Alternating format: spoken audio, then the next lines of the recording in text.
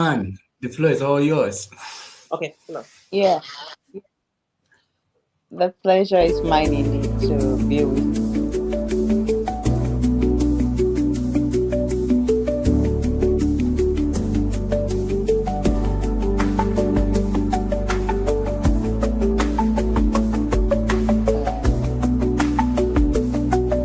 Hello, I lost you people.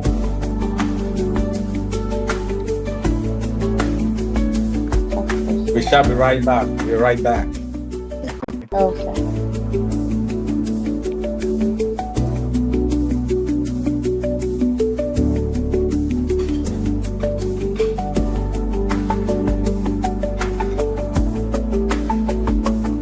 All right,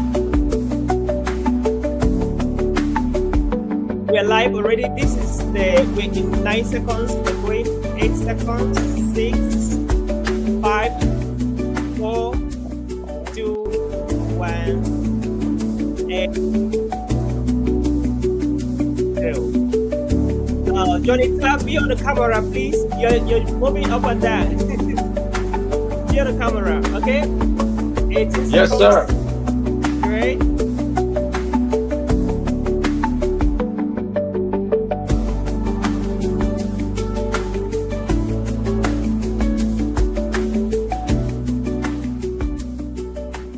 Okay.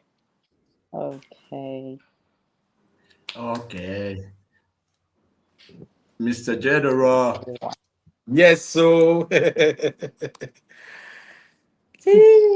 Hello, everybody. Welcome to the Camerican podcast. And it's quite an exciting journey. It's an exciting trip. It's an exciting experience. And today we are having here a college of amazing entrepreneurs, leaders, trailblazers, pathfinders, and you want to discover them for yourself.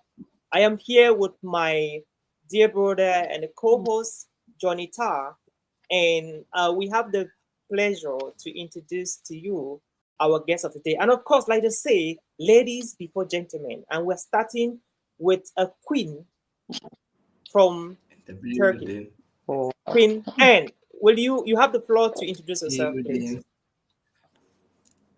oh wow. Hello, everybody. Good evening, and good evening, Mr. Edmond. Good evening, Jonita, Evening. and good evening, Mr. Oliver. It's a Good pleasure to be evening. with you all on Good this evening. podcast today. And it's for me, it's like one very long awaited dream that has just come to pass. So I'm very Wow. excited actually. And yeah, I'm Anna Songwe, founder of the Songwe Spiritual Home Foundation. It's a foundation that was founded in 2018 by me, and we are focused on youth and women empowerment. And basically on education. So we are more into capacity building, education as in education, and other empowerment for women, young girls, and children, less privileged children. And aside that, I am also an entrepreneur. I do business. So yeah, that's it. Thank you. Awesome. Wonderful. Thank you. And let's hear from our one and only Edmond Ayu, the engineer You're in the welcome. house. Okay. Good evening, everybody. Mm. So, I'm Edmond Ayukbawak Egbe. You're I'm a construction expert. I do build houses. I do build infrastructures. It's what I love to do best. And more to that, I'm passionate about inspiring the young generation of AECO experts, that's architecture, engineering, for them to be able to start up well, because we met the industry in a little crazy way, and the part welcome. of our story has always been to leave it better than we found it. So we took up ideas, we took up stories, we took up initiatives to be able to share what we've picked up over the years. I've been in the construction industry for over a decade plus, and what I decided to do was, all what went wrong for me getting to where I am today. I want to share my story to so many young AECO experts who are ready to also Mm. change their stories, to learn and get to see how they align themselves better, presently I am in Kigali with next gen developers. We developing Ubuntu Village, where we have Okay. a mix of different structures we're putting up. Apart from that, I love to teach, I love to write, I love to dance, I love to sing, I love adventures, I love lots of things that push your mind to the extreme end because I'm a lover of knowledge. And I always like to see that people's lives are better. I've come through many different shades of life. I've been a pastor. Oh wow. Before coming to out here in Kigali, I've actually served as a pastor. I've served as a project manager for lots of non-governmental organizations created by friends. As part of one of the things I understand about my purpose in life is to be a helper to great ideas. I know I have it in me to support any idea which is great to really make it take form. That's one blessing I know I have, and I am blessed to do it. It's just so natural for me. I can easily flow with you and what you do just because somehow I have that grace to go with. I'm a writer. I've written one of my books is out there, the New Order of Leadership in the Global Construction Industry, aim at changing what I think, what can change whatever we're doing. It's who is leading it. So that's part of the inspiration behind me writing the New Order of Leadership in the Global Construction Industry. And in terms of being an entrepreneur, I wouldn't really consider myself an entrepreneur right now because it's still something in the pipeline. But I have an entrepreneurial mindset, which believes that everybody, irrespective of what you're doing, you need to be entrepreneurial. Is the key to changing lives in Africa. If you can have that mindset, irrespective of what you do, you are fit to go anywhere in the world, no matter what situation you're facing. Thank you. Exactly. You're welcome. I love that. Thank you so much, man. All right, let's hear from the one and only John Eta. Thank you, Oliver. Welcome on board, Mr. Edmond. Thank you. Thank you. And Welcome on board, Madam Anne. It's a pleasure to have you guys on Camerican Dream. Actually, what we are trying to do, Oliver and I, is to unite the great Cameroonian voices across the diaspora. So usually we started with the guys in the US, then we've had some guys from Europe. It was important we kind of have you who is in Africa doing something massive. And even though you're in Africa, you're still considered as part of the Cameroonian diaspora because you're not in the country. And I've been following the work you do. So welcome on board. Madam Anne, all the way from Turkey. You know the work we do. You've been inspiring a lot of young people Yeah. back home with all, the projects you got going on. And it was important, we invite the two of you so we can have a new perspective. All right. So, Oliver, it's been a long time. We're back again after the crisis. Cameroon went through a very tense electoral crisis, and in that time, with the emotions and all of that, I didn't want us to go political. And if we're not going to talk about what is happening in Cameroon at the moment, it's better to keep quiet. So we're back because for us, it's all about community building. It's all about uniting ourselves. It's all about pushing projects that are worthwhile and inspiring minds. So here we are again. Oliver, if you don't mind, I want to ask Mr. Edmond a very, very powerful question. Mr. Edmond, yes, sir. what got you to Rwanda, Kigali? Okay. That's an interesting question. Yeah, so I'm just going to give a sharp story. I'd finished working out with a brother of mine doing some works in the American School of Yaoundé. Yeah. That job of ours entails us doing some 200 meters cube of a driveway and building the security checkpoint that's found right in front of the American school building inside their compound. And when we finished that project, the people were impressed, and one of the workers in the American School of Yaoundé said the husband is doing something in Rwanda, and he's looking for an engineer or somebody that can come in as an engineer to aid in what they are doing. So they were impressed with what we did, and that's how she got to my brother, and my brother recommended my profile to the husband, and then we got to start having discussions. So from there, we had discussions and we came to an agreement, and boom, I got out here. Okay, that's how you find yourself in Rwanda. That's how I came to Rwanda. So I visited Rwanda. That was 2022, and it's a beautiful city, man. So clean. Yeah, Kigali, So Kigali. what? It's nice. People should always be precise. Kigali in Rwanda is one of the most organized cities in the Africa. Clean, secured. Yeah, it's an interesting place. Very interesting. So I know you are in the business of building and construction. So what's Mm. new? What are you learning that you think Cameroonians should get to know? Uh, for what's happening out here in Kigali, it's something which is common with Cameroonians. I want to feel that the default is just the vision of our leaders. They differ in so many ways. Cameroon has always been under construction, and there have been lots of awesome infrastructure as well as residential constructions ongoing in Cameroon, in different parts of Cameroon, because I've had the privilege to walk through the 10 regions of Cameroon from the highs to the lows. So I know exactly what I'm talking about. But what differs with what's happening here in Kigali is the vision of their leaders. They are interested in making themselves really get to a point where everybody gets to look at what they are doing. So, when Yes. somebody is bent on saying, I want everybody to look my direction, they'll go all Yes. out. So they're ready to Yes. bring in the best. They're ready to bring in ideas which others have. And that's what they are doing out here. What Wow. Cameroon can learn is, I don't, what we need to learn as Cameroonians is that whole concept of, do we really want everybody to see us for what we are, apart from football, that everybody knows us all around the world? Is there something else we want them to look at us for? Like right Yeah. now, I want to think in Africa, Rwanda is an information technology hub.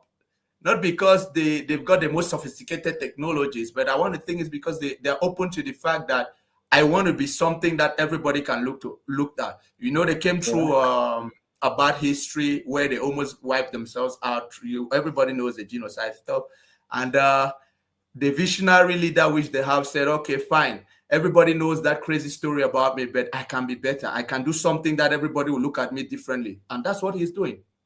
Yeah. And that's something everybody can learn all around the world. That Wow. irrespective of your negative story people know about you, there's still so much you carry that everybody will want to learn from, and everybody will want to come there. And that's what he's doing with all what is happening out here. Wow. Wow. Amazing.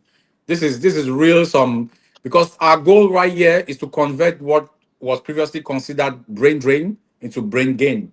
You and I will have Sure. a lot of projects in Cameroon in the construction industry because I've seen what you're doing in Rwanda, in Kigali, and I think you should, you know, gather all of that experience and bring back home. Are you willing to do that? It's not something I need to gather. Rather, I'm actually doing what we are depositing what we carry from back home. That's Yeah. what I'm telling you. That's where the difference is. You see, if I had to come out here, it's because I had the expertise to actually deliver what we are seeing.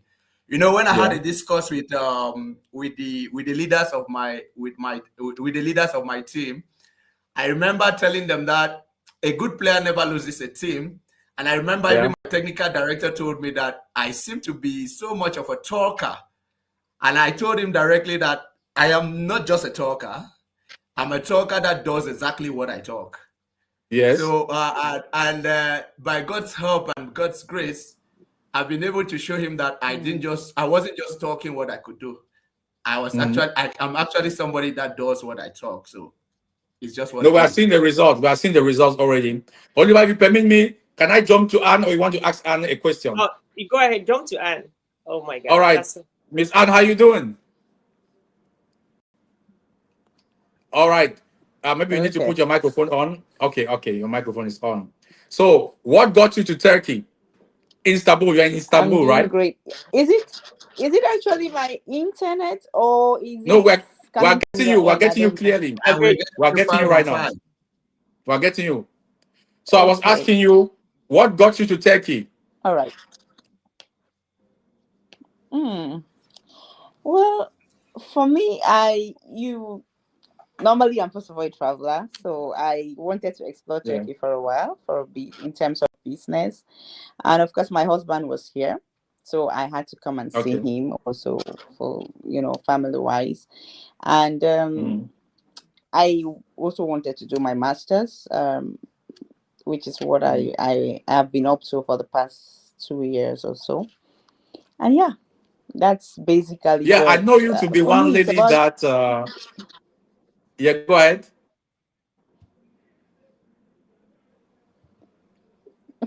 exploring opportunities, Awesome. Oliver, you can. getting to know the different. Okay, Can you hear me? we Yeah, can go hear you ahead. now. Five We on lost five. we lost you for a bit. Go ahead. Get to 5 on 5. All right. So I was saying, for me, traveling is always about learning. That's the first thing.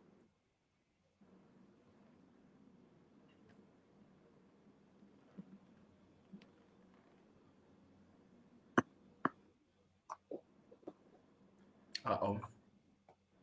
We Okay. lost you somehow. Yeah, we lost now. Yeah, sure.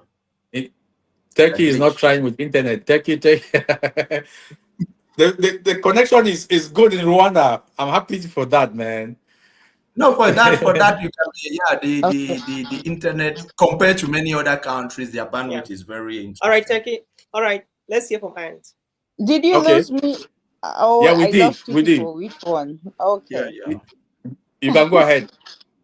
Okay, so I was saying that normally for me, traveling is something that I enjoy a lot. I've been to quite a number of countries, and it's about learning, understanding how things are done, how Yeah. people do things differently, and how we can, bring these things back home.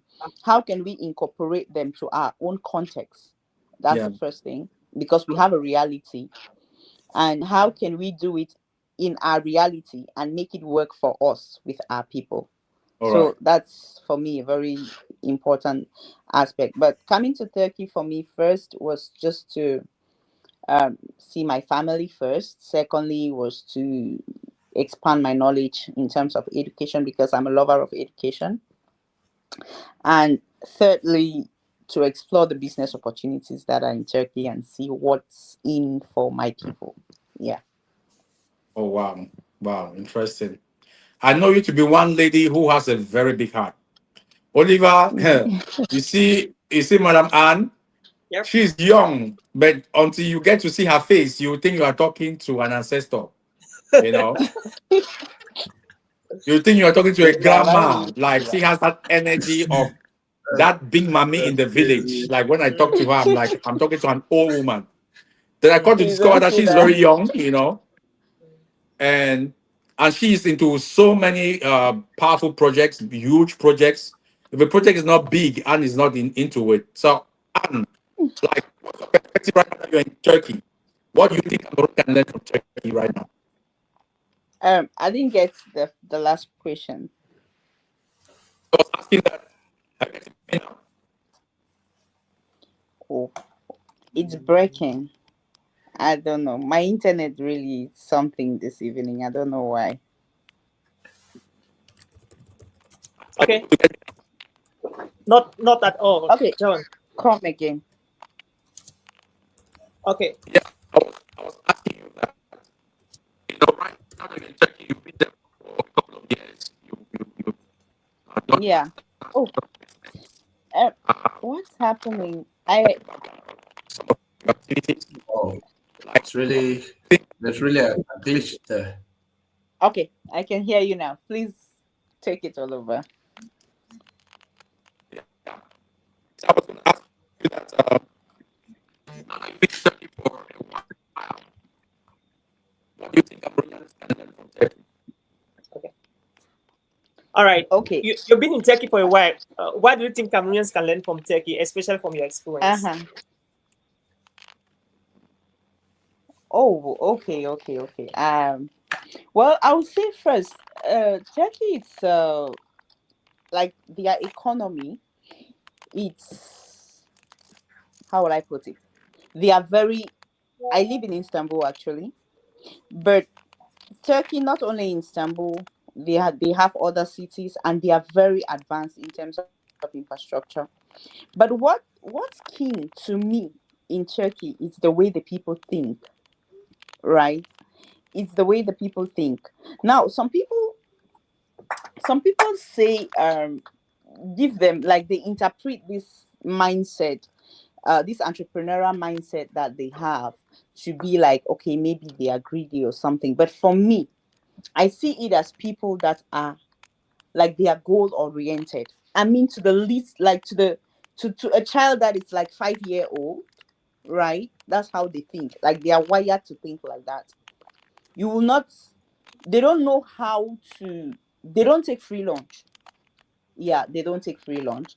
For them, they know that something must be in it for them to be able to do something. And I think that, um having done humanitarian work in Cameroon for quite a while before getting into business, I think that one thing that we must learn from Cameroon, if we are encouraging especially international education, diversity, exposure for our people, I think that one of the things that we it's very keen is that people should come out and understand what it takes to build a nation. I mean, the level of patriotism that I see here, the level of commitment, even up to like a child, he knows everything that is going on in their country politically wise. Like Mr. Jonita was like saying that, oh, he will not really want us to delve deeply into politics. Actually, I'm doing my master's currently in public administration. But I'll tell you something. I'll tell you that it's very important that we talk about it, right? It's very important that we talk about it. Why? Because leadership, politics, is how policies are built. It's how policies are birthed. And for Cameroonians coming to Turkey, for instance, they will learn, they will see how first, the pattern that brings development. Like, everybody is out doing something and doing something for a cause. And nobody expects you to give them something without nothing. And they have this belief that the country we will wake up to tomorrow depends on who, or on the decisions we choose to make today. So it's about us, even before the leadership. And when they believe in something, they push for that thing. They push for it till they have it. So, having been in Turkey, for me, I would say Turkey is, it's a great place. It's a great place. When you come there, your mind, you will, like, your mind is really expanded differently. If you're somebody that you will want to see life differently, you will really see it. And if you're somebody that you believe in hard work, you will also see and understand how to, you will not minimize the gift that you have. You will not minimize in Turkey. You when you If you come to Turkey, you will not minimize the, even if you're, say, let me say, even if you're just producing, say, needles, right? You will know how to value and multiply that their entrepreneurial mindset and spirit and structure when they are setting up a business is something else. Like, they master it, they know it, and you see it in the execution, the way they do their things. And they are very intentional. Like, they are one of the most intentional people I've known. You will meet a child on the way, and you will think that that child will, he will just do something for you for free. But no, that child will not do anything for you for free. The child is trying to outsmart you. So you yourself, you have to smart. You have to be very smart to be able to navigate. If not, they will outsmart you. It's just like that. I It's just love like that. so. Yeah, so you have to be very smart. You have to be very intentional. And Turkey teaches you accountability too, because you're dealing with people that they are intentional about every cent. You yourself, you become very intentional, and that's something about we in Cameroon. I will talk about us in Cameroon. Most of us, we are not accountable. and it's not doing us good. So I'll leave it there for now. All right. Thank you so much. This You're is welcome. good. This is good and great. What an experience.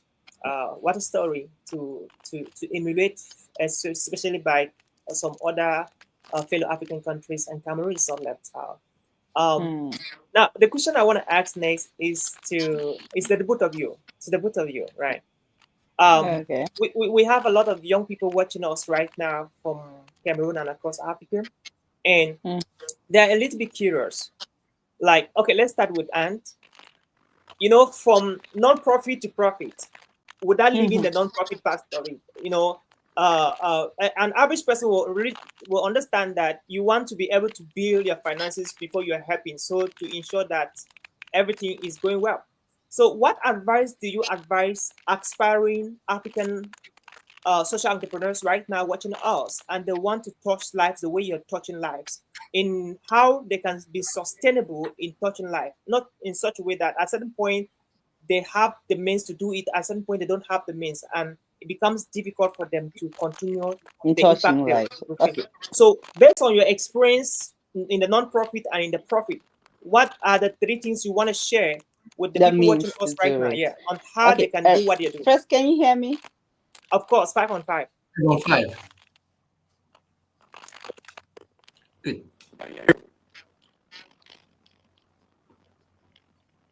Over to you, Anne. Yeah. The first thing I would say, yeah, the first thing, the first thing I will always say is this: life it's about intention, and there is just so much passion can do for you, but strategy will keep you grounded, Mm, right? And it's very important to do things with purpose. That's the first thing. Be vision oriented, but when you're vision oriented, because the longevity of anything you will do is vision dependent. mm, That's just the truth. If you want to do humanitarian work, for instance, the vision of why you're doing it, your reason, the purpose, is the primary determinant of how long that thing will be in existence. And I know a lot of us, especially across Africa, we do things out of excitement, not out of intentionality. We do things because we think that we don't really carry out proper background research. But I would say this one thing: every organization needs sustainability.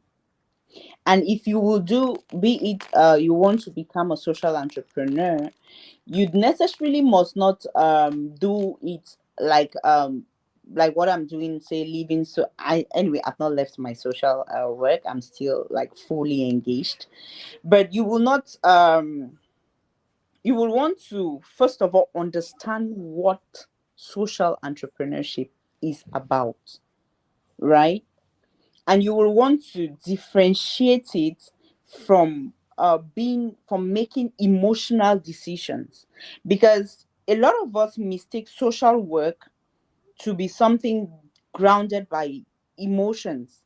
When you're running a charity organization, for instance, you must understand that you must be very logical. Every project you're working on, you approach it like a business. So you have sustainability in mind. You must come up with a clear plan on how you intend to, raise the money, on how you intend to use the money, on what is the interest of that money. The interest necessarily must not be like, okay, you selling to gain, but like you must come up with a business plan. That's just face it like a business, but you know that this is for humanitarian sake, but there must be a strategy to keep it running.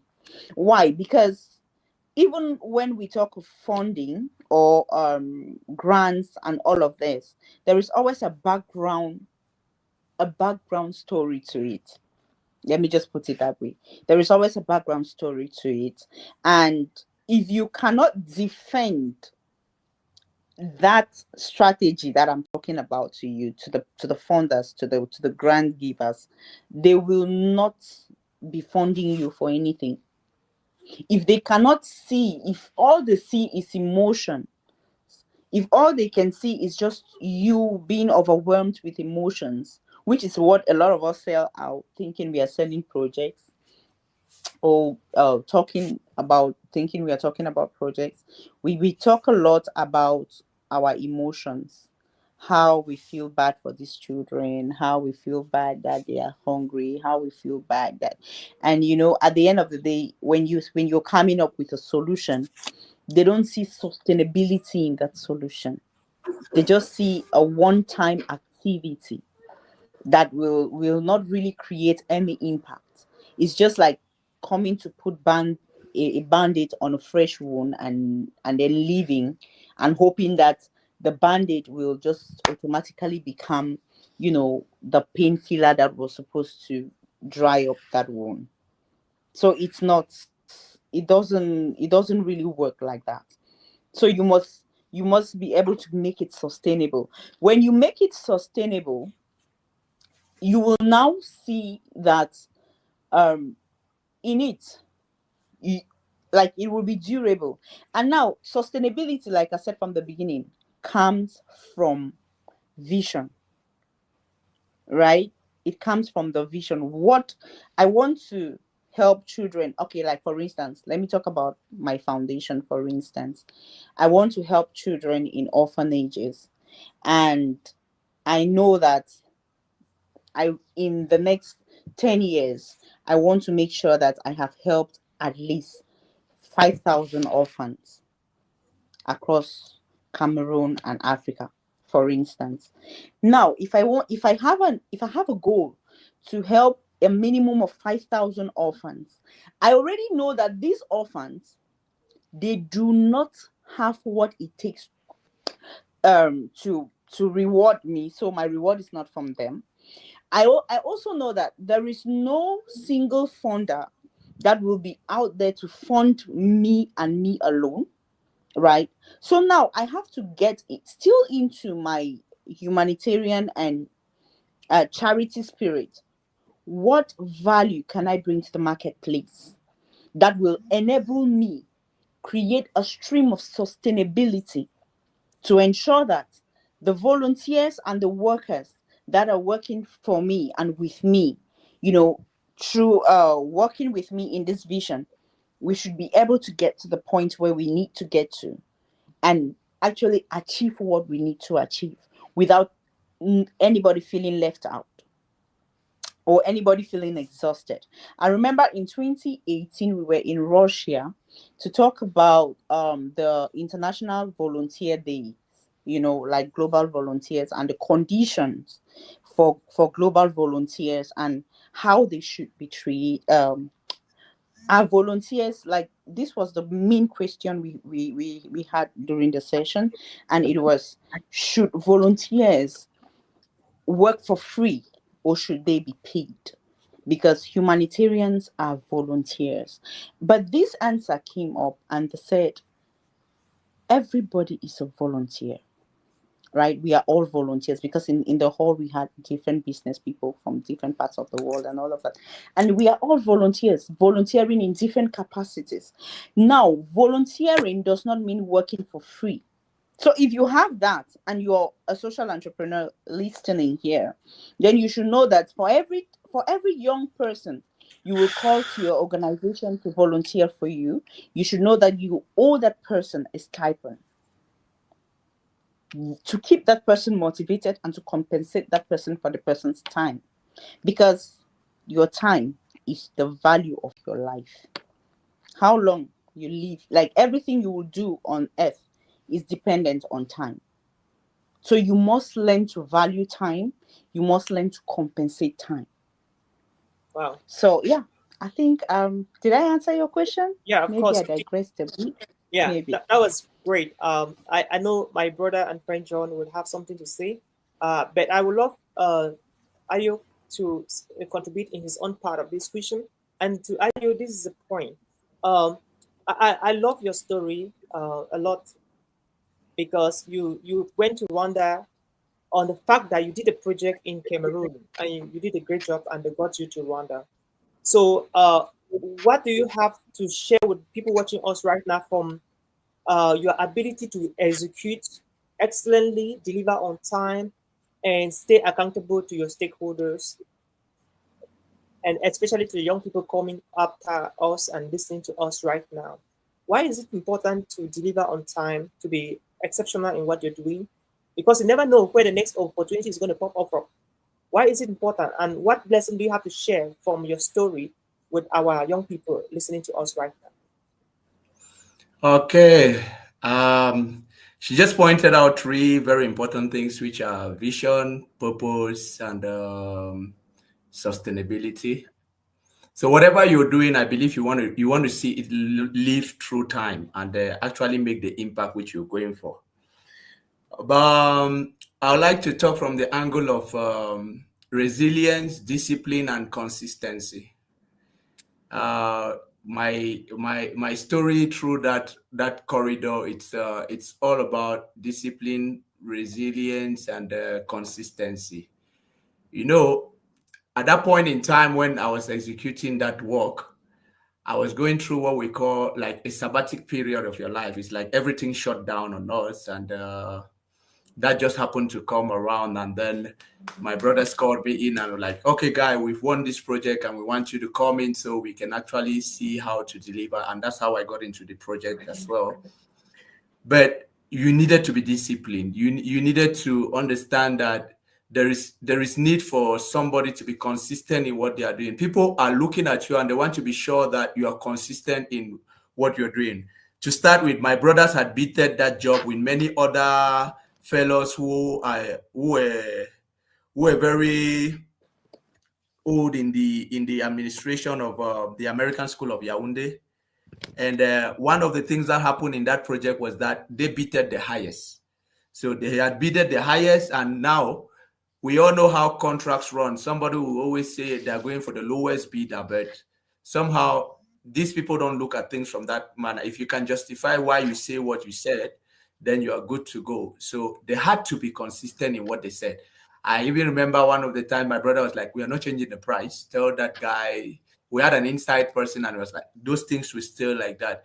They bidded a contract. They were the highest bidder, but at the end of the day, because they were able to clarify technically why they kept their prices the way it was, they won the contract. And here we are, three young men, no old man guiding us. Yeah, one person is like acting like the general manager. There's one person in the field like the construction manager. There's another guy just in the shadows backing with everything. Now, what is the next move? You need to be able to do something which people can see that you guys are not just joking. But sincerely speaking, I would say it's God, because that brother of mine is actually a pastor as well. It's called Pastor Bertram. And one of the core principles we established in that work was the principle of praying before we start. If you're going to work with us, you're going to learn how to pray. You must love prayers. Whether you're coming to work for us as a Muslim, whether you're coming to work for us as a Shuntis, as a Buddhist, that was our own core principle. We believed in it. We believed we got there because of God, and we believe if everybody can see things from our lens, then we'll be able to do things together. So we got to bring in the team we brought in, everybody playing their part effectively. And as God will have it, when you are serious, when you are ready to go, like they say, if you have become what you want to do, it becomes easier for grace to work for you. Because if you are not something, then grace cannot really work for an empty container.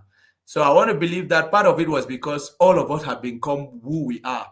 Mind you, we had spent 5 years after public works and living in Bonas with we're in one room, I think 5 engineers, and all of us had great dreams. All of us all of us had a lot of things we wanted to do. But one of the things I really appreciated about us staying in Bonas at that time was none of us stopped learning and none of us stopped dreaming.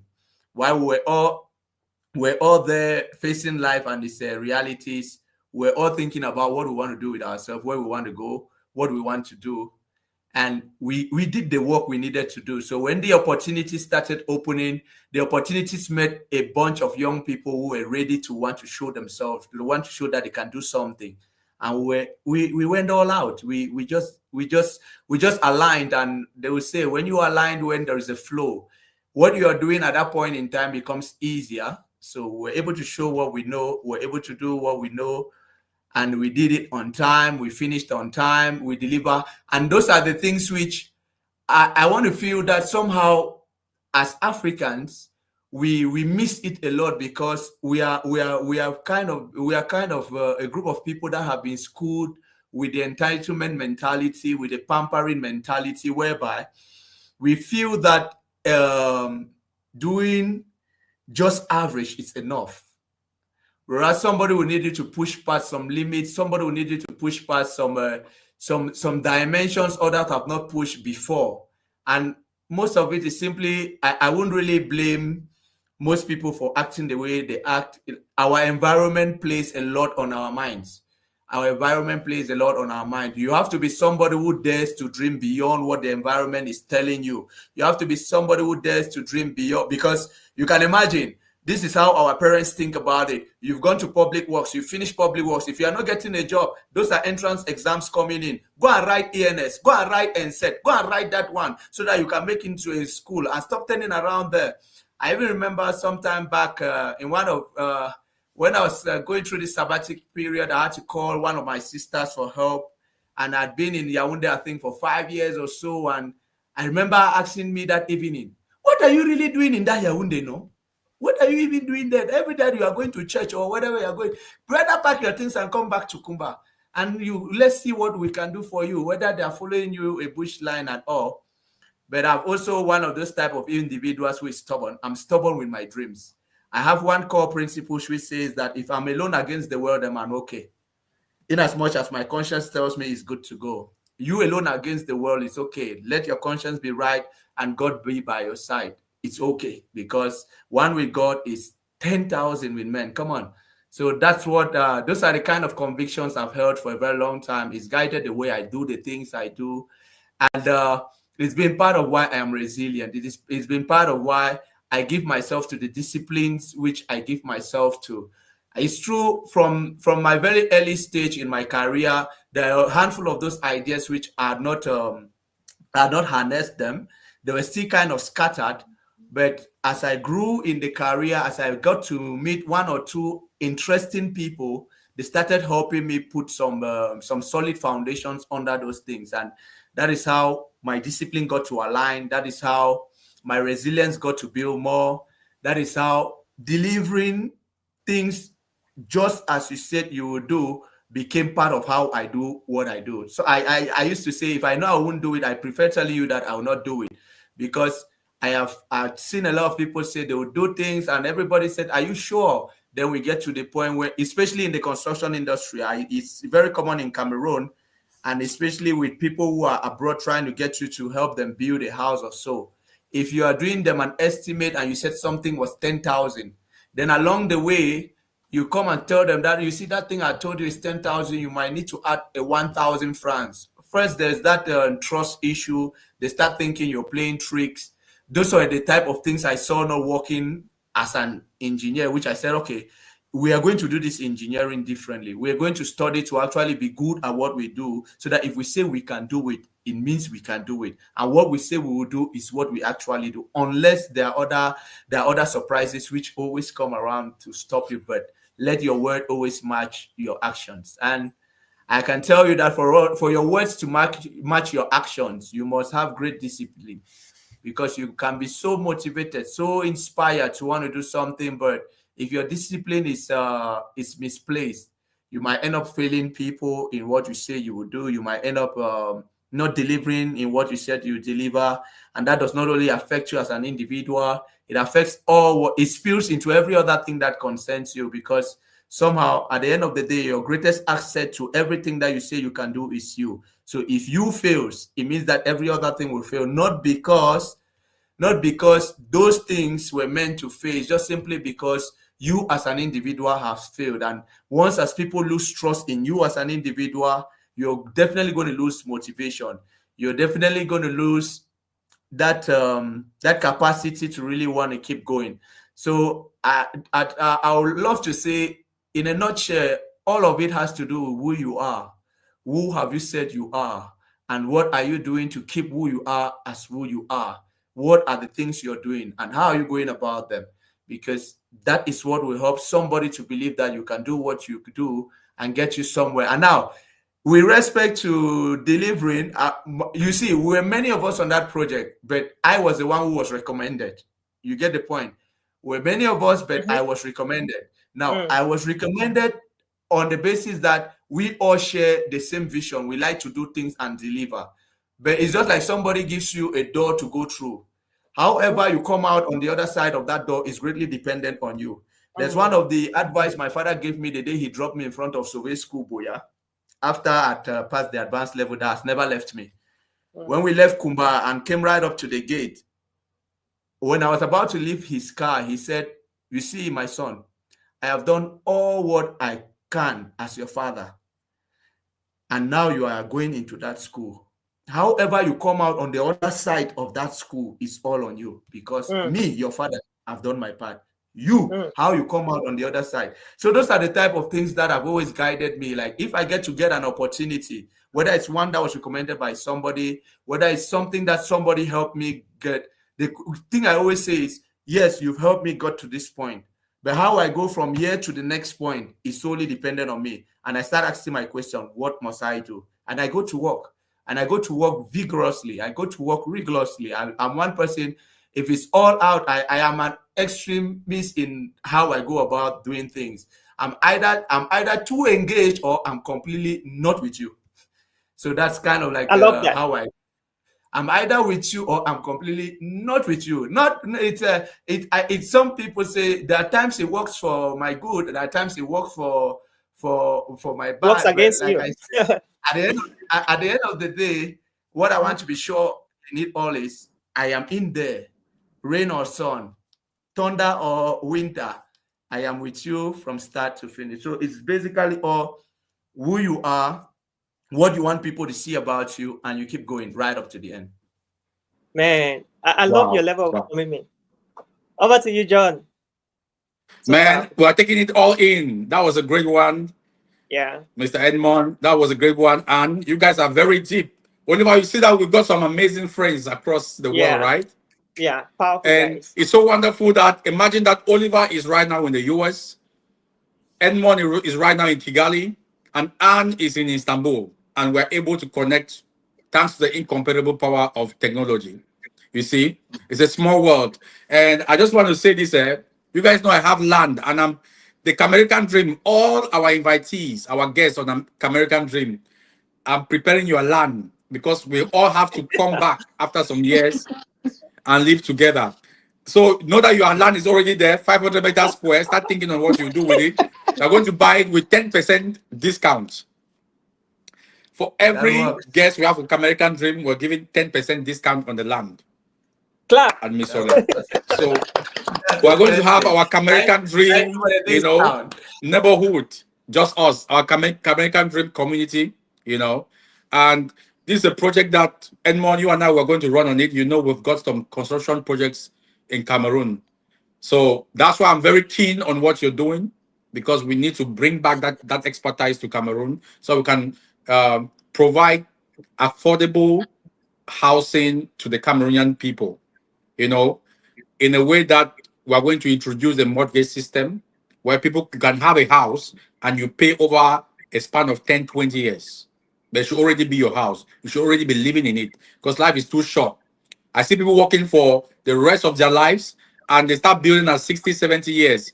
After finish building the house, you have very few years to live in it. Some people don't even live in it. So why don't you get a house in your early 20s? You start living in it and paying for it.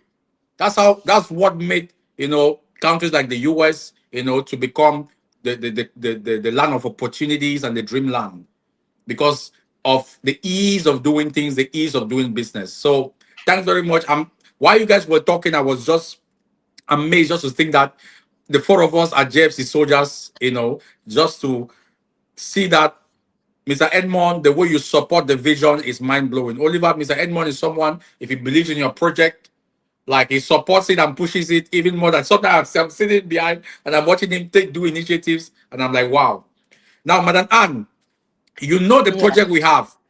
Me and Okay. Madam Anna somewhere, she's the director of the John Etta International Education Fund. Our vision is that we want to help as many young Cameroonians as possible to travel overseas for the purpose of studying and working abroad and afterwards investing back home.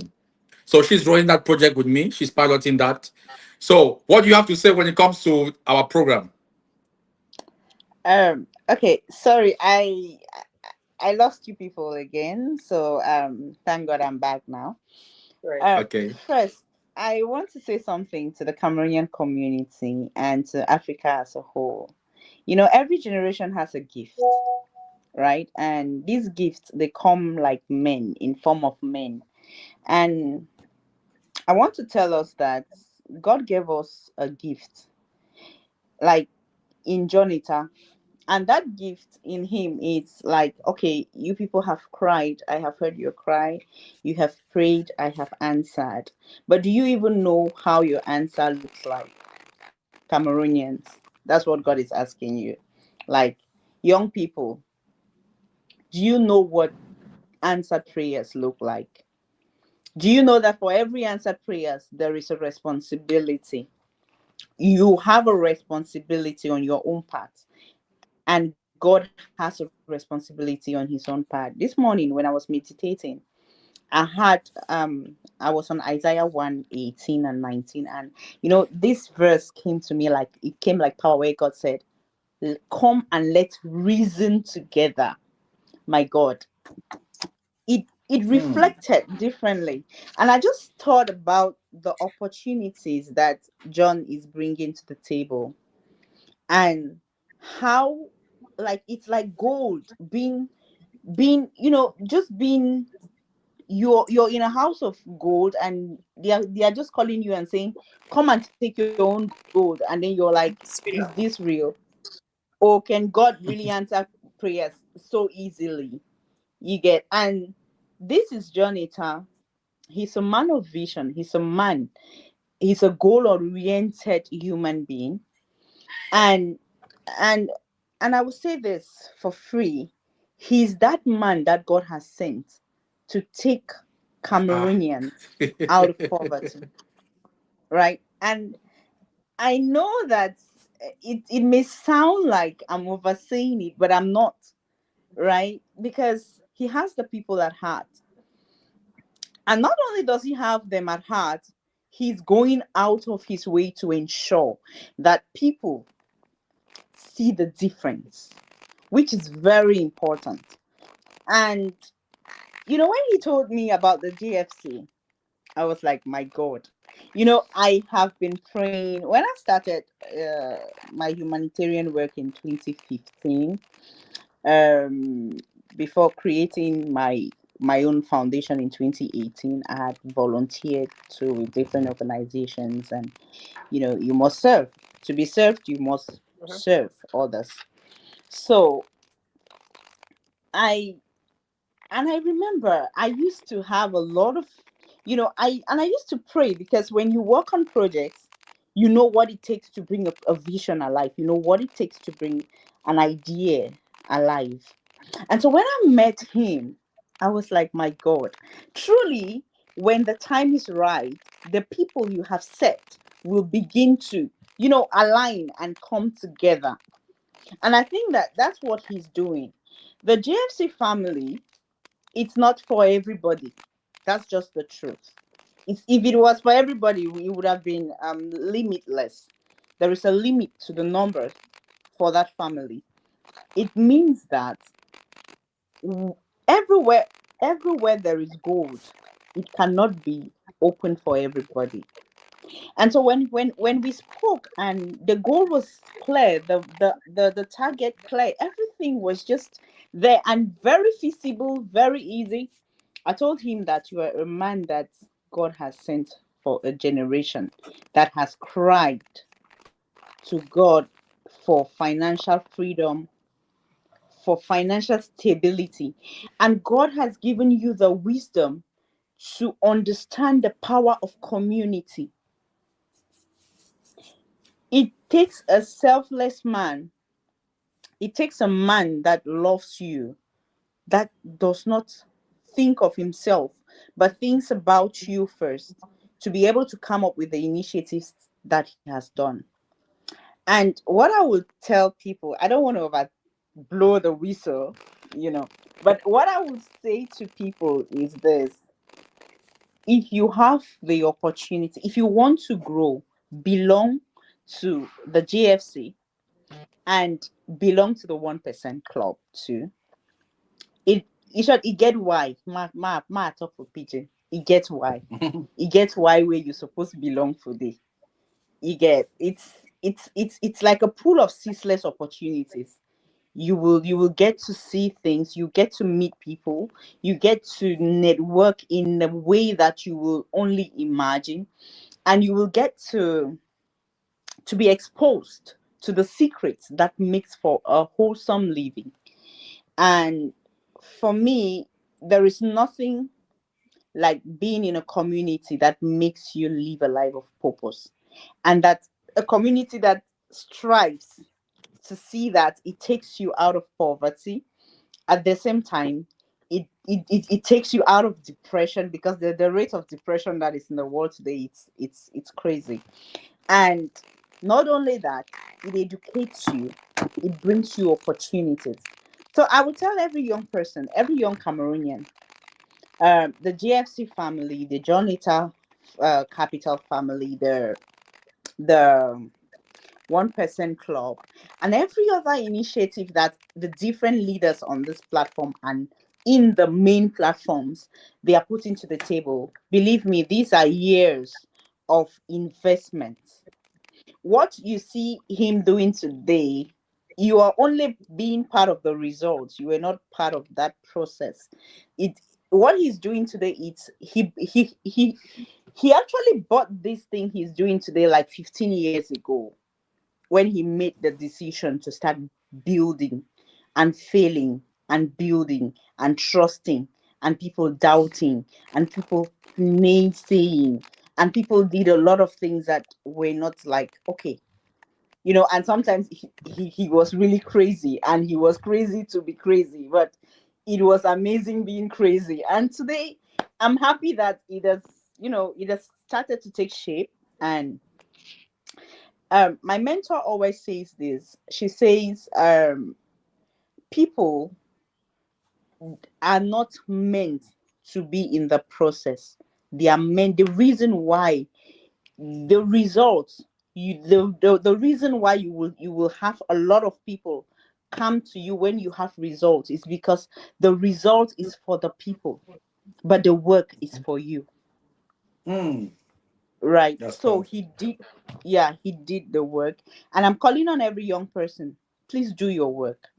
Right. There is no free lunch in life. Nobody is about to come and babysit you or give you something for free because you cried.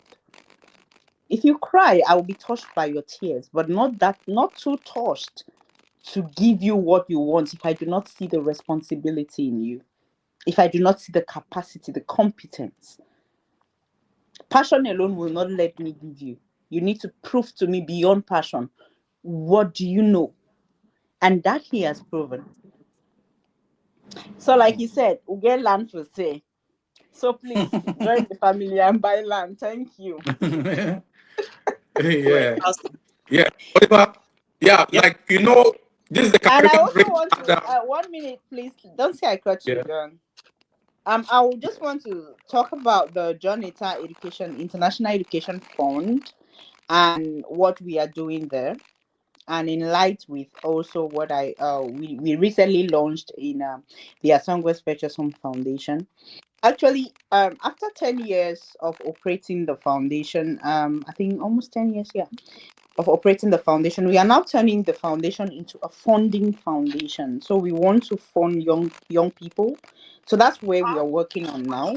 We want to turn it into funding young people, young initiatives, young girls especially. And somebody asked me, why are you so passionate about young girls? Please don't ask me. But and funding young entrepreneurs and pushing them to the top. And not only that, we just launched what we call the 5,000 no the Better African Talent Scholarship. Better African Talent Scholarship. And this scholarship is targeted to give 5,000 international scholarships yearly to Africans, not to Cameroonians, to Africans, because the foundation is not only in Cameroon. We have the foundation in Nigeria, we have it in Ghana, and we have it in Kenya. So, and we are expanding because we are making some conversations in Uganda currently. So we have this target to get this 5,000 scholarships across Africa, actually. And it's for talent. And talent means talent as in every talent. And why do I want why did the team and I talk about this? And John had to come handy. You know, this was because we spoke about the fact that Africans are talented, just like my brother Edmond was talking earlier, and but we are limited in terms of exposure. And the world is a global village. Personally, uh, the our education consultancy, we are in partnership with over 500 international universities and counting, right, globally. And the opportunities are enormous. I would just say it like that. The scholarships are there. The the platforms are there to help you build that talent that you have, to help you groom the talent, to help you understand how to monetize your talent, right? But you will have to do the work. You will have to do the work. And we need exceptional talents for this program. So when we talked about the John Ita Family Education Fund, International Education Fund, it's because we know that if you belong to the JFC or to 1% Club or to any of the different initiatives as launched under the program, you're already a person of value. You're already a person of character. But above that, you're also a person that is talented, right? And within the framework and the policies that has been set in place for you to get this opportunity, it's an amazing opportunity. When he told me, I was like, are you crazy? He said, no, I'm not. I just want to see that young people are empowered. I told him, I thank God for a day like this that I've gotten to meet somebody like you, because I used to think that I was the only crazy one, but I like when I meet my crazy colleagues, Crazy man. because we can really go crazy, Mm. So thank you very much, and yeah, I look forward. All right, John, you still have the mic. Yeah, I mean, over to you, Oliver. Okay. Okay, thank you very much. Yeah. Yeah, yeah. All right. So my Because a lot of people don't know that we are now in a global village, right? You can be born in Mike, Cameroon, kind of you are not there's a relocated glitch. to Cameroon. You might have to shift close So whatever you to his want to do, laptop. you can bring it back home, you know, and to benefit the nation. It's important for Cameroonians to travel overseas to There's a explore glitch, the world. John. I think you should maybe adjust your mic or something there, about your voice is. So, You're breaking. yeah, it's internet. okay, Yeah. over to you. Over to you. All right. John was saying that a lot of people need to understand that the world is not a global village, and you can be in any part of the world, and we're building things together. Exactly. Yes. So he was just queuing in from where Anne ended by saying that we can do big things together, great things together as a team, as a family, irrespective of who takes the credit, irrespective of where you are, because it's about the next future, the next generation. And when we pray, God answer our prayers by sending us men with visions. And for us to get the prayers that God has sent through men, we have to be able to embrace the visions and ask ourselves, what can I do? Like the President John F. Kennedy would say, stop asking, what have they done for me? What have my country done for me? But ask, what have I done to my country? And at this point, we are not asking, what has John Ettard done for you or to you? What is the team doing for you? But ask, what can I do? How can I do? And that's why we have Anne from Turkey coming in as a global education director. We have Edmond from Kigali coming in as a project engineer and architect, and myself supporting with the technology here from United States, and see how can we do this together for the good of our continent, country, community, and all of that. So the question I have goes to Edmond. How can we eradicate, maybe not completely, but partially, the mindset of because we are competing for excellence, and people don't care whether you're from Africa or from Europe or from America. They care what you bring on the table.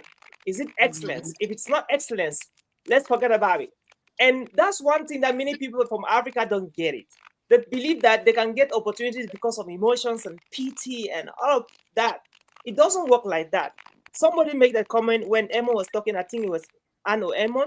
He said, you only bring in the best. Excellence. That is what the world wants to buy. The world is looking for excellence and not average.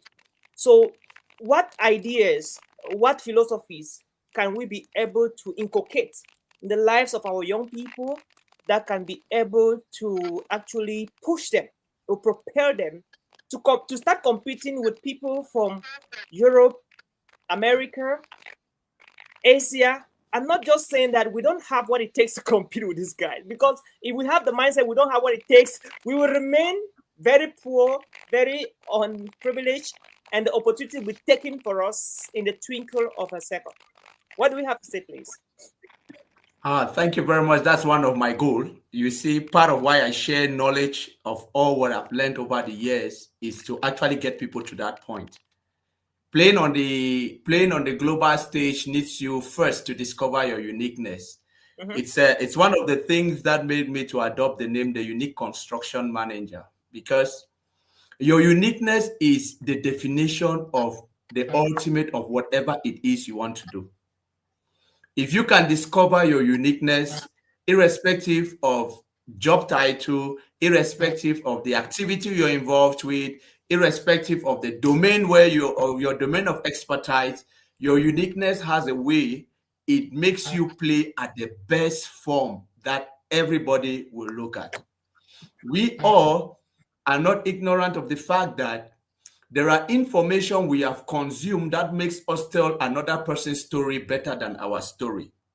So, not trying to be religious or anything, I want to feel that the best way to discover your uniqueness is to know God for yourself, which is one of the things a lot of people are not working on.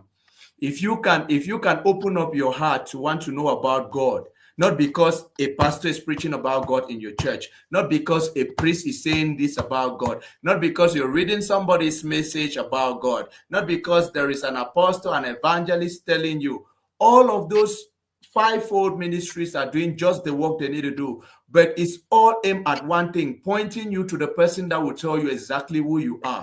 Because if you can start seeing who you are, you get to realize that you are the same like every other person all around the world, irrespective of the advantages they have, irrespective of what is open up to them and what is not open up to them. Now, the only difference I will say with our reality as Africans compared with the rest of the world is that we are fighting a mental war.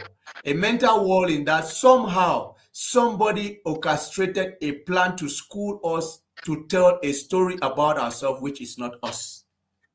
Now we need to be able to dig deeper because it's like they got to understand something about themselves and then shared it with you. But since you have not pushed further to know who you are always at the defensive rather than trying to be at the offensive. And how can you be at the offensive? By going deeper, discovering exactly what it is I have inside that I can bring forth to be actual, to be able to compete exactly like that person.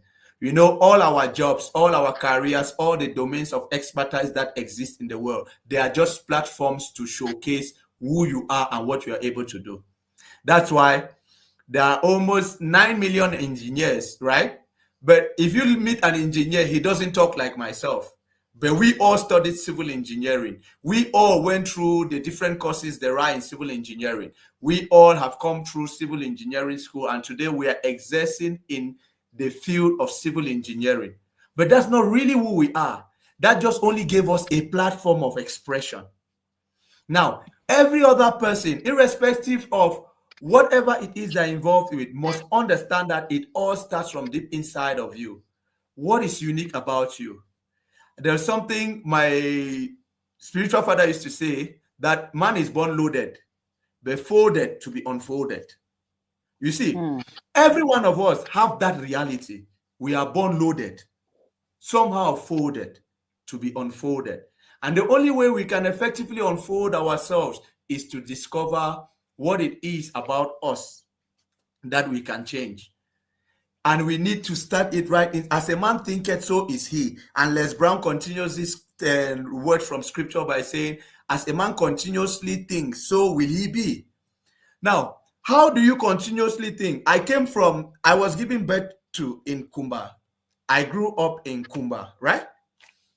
I left Kumba to Boya, left Boya to Yaoundé, went to Manfe, where I started my first experience as a civil engineer. I worked on the Manfe Ekok Road. I was a laboratory technician there. But now, there was something which I had to understand. Wherever I was just a place in time.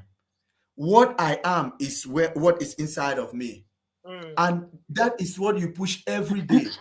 What is it that you have uniquely that can help you express yourself differently?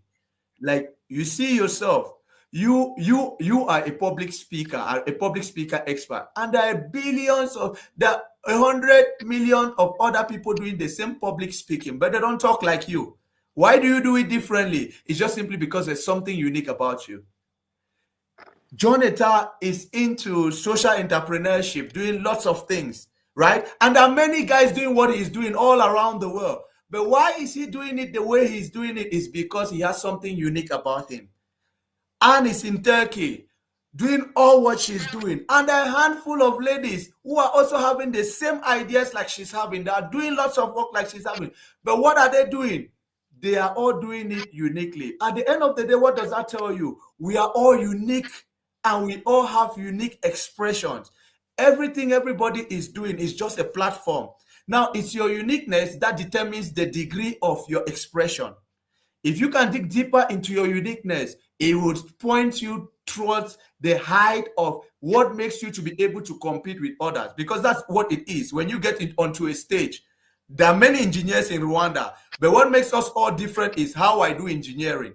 What makes us all different is how I express myself in the same engineering we all have studied, because I have understood one thing. I have something that is unique about me. I have something that is different from every other person. And it has in it the ability to complement others, because we are all different and unique in our own ways, because we have in us all what complements the other. That is why we are all put in this world. And we all have purposes. And when they try to align our different purposes in our unique way we go about it, we find out that it still boils down to the same thing. You are doing public speaking and you want to help people's life. She's doing social entrepreneurship and still wants to help people's life. Jonathan is into social entrepreneurship and still wants to help people's life. Edmond Ayuk is doing building construction, and it's all towards what? Helping people's life. Because at the end of the day, our uniqueness is what connects us all to the highest realm of our expression. Every young man, every young woman, wherever you are on planet Earth right now, listening to what I'm saying, that is what you have. You must seek to know what is unique about you. Don't say no, teacher work done, I did one so day for my blood. No. I, for one, Edmond Ayok, I know how to do social media marketing. I know how to do secretary work. I've been a hawker. I've been a shoe mender. I've been a bartender. All of those things were just platforms for my uniqueness to express itself. And it did its utmost best on every one of those platforms. Whatever jacket I'm putting on, one thing is certain.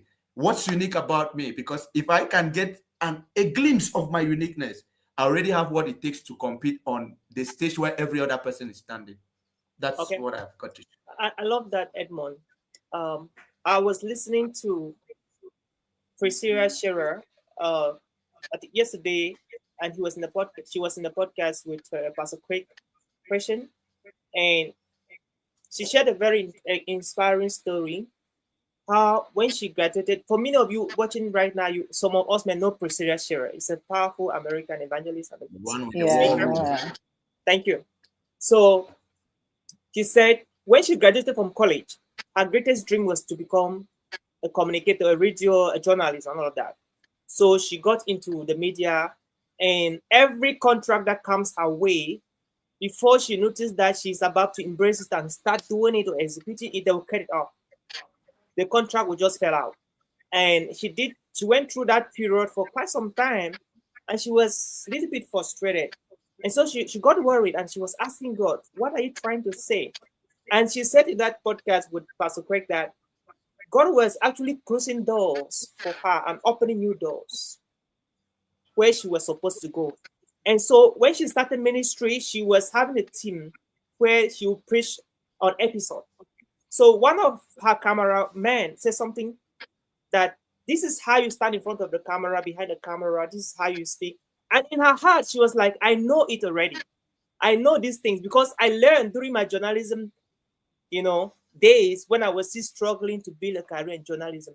And she made a very powerful statement by saying that you may be right now volunteering and you're not being paid. You may be doing something right now that's not put food on your table, and you feel like you're being cursed. You feel like you are not blessed. You feel like others are succeeding and making progress and you are stagnant. And that is a training that God is training you for your next level of glory, to your next level of life, to your next phase of life. And most of the time, like Emma will say, and Anne will say the same thing, the trainings that we have to go through to become the best versions of ourselves, most of the time, we shall execute this training. We cut ourselves away half trained. And when we eventually get to where we are supposed to be, we mess up. When we are supposed to play, we are practicing and rehearsing how to play. And that is the big problem with many people from the part of the world from where many of us were coming from. Most of the time, they say that I'm suffering. For instance, I came to the United States not through the lottery, not through any other stuff. I was invited to come and speak in 2023 in Arizona. When I spoke in this conference, I went back to Cameroon. I was living my normal life, and every day in 2024, last year, I got invited again to speak in a conference in Florida. And the guy who invited me is kind of a mentor to me. He's a mentor to me. He met me on Facebook in 2012. That's when my journey with James started. So he started mentoring me, coaching me, mentoring me, coaching me, and observing my growth. So in 2023, I had a speaking gig in Singapore.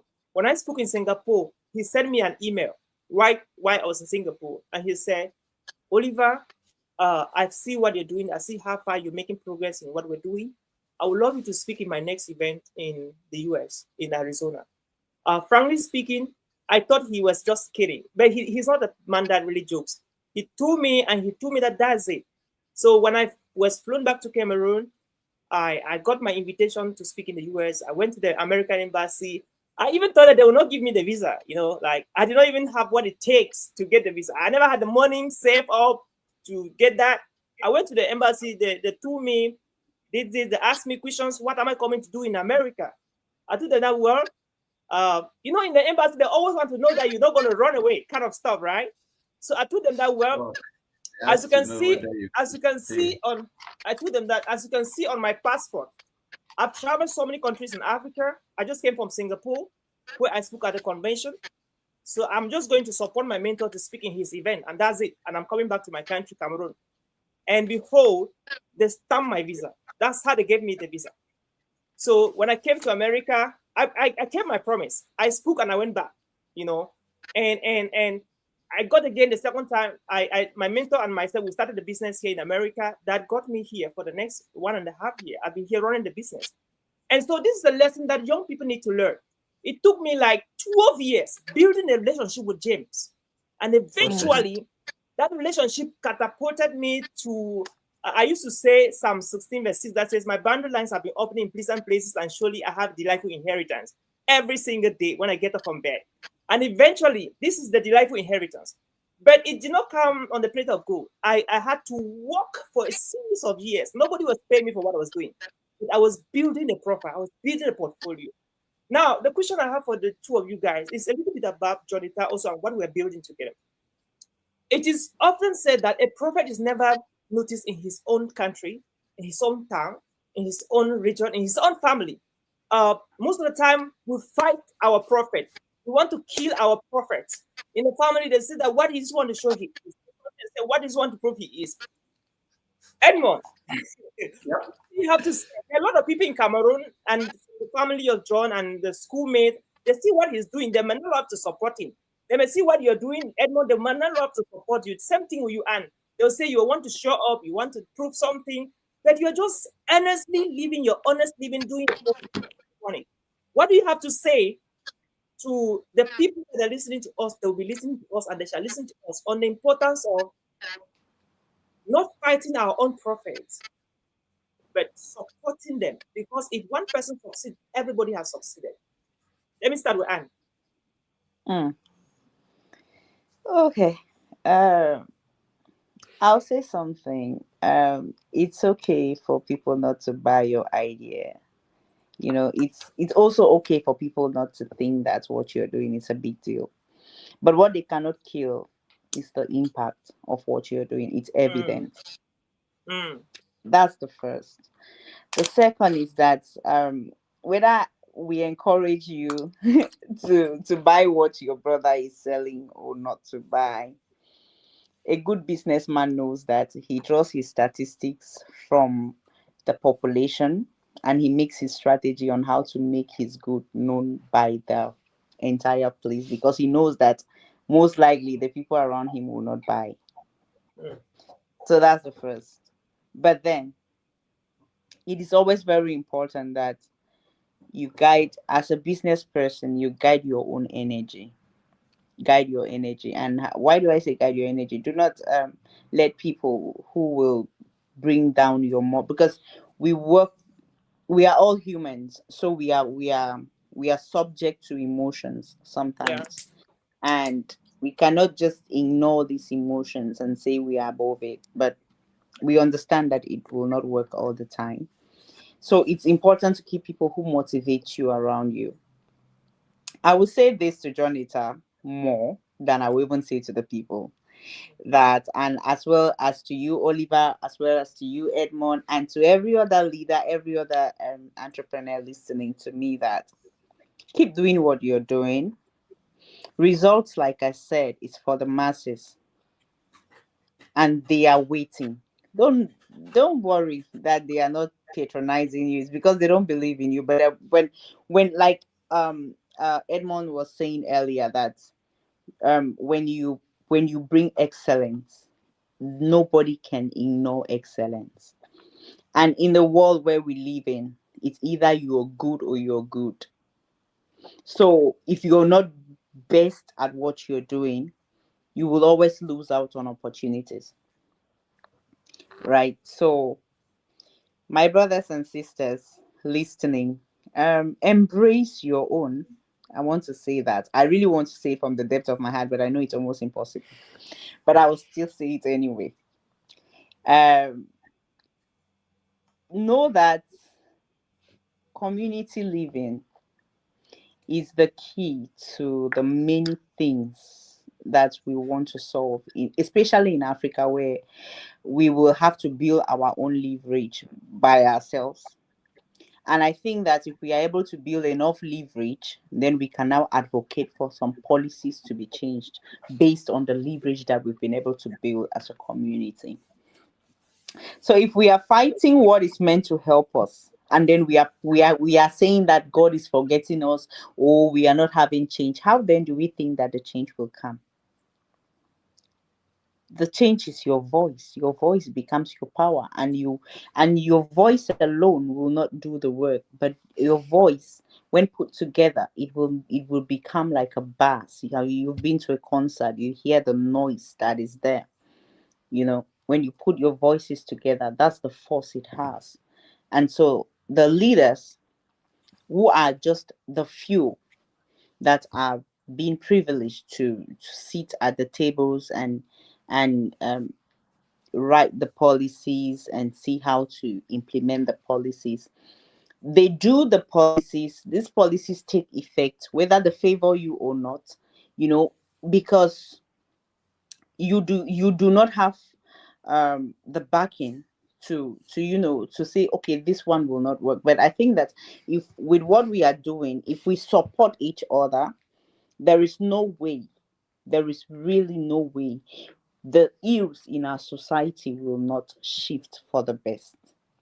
Awesome. There is literally no way. So the Cameroon we want to wake up to tomorrow is in our hands, on the decisions we will make today. John Eta is coming up with amazing initiatives. Mr. Oliver himself, Mr. Edmond himself, and every other young person with vision, with assignment. And I want us to know something. We are all like we are all pieces of the same puzzle, right?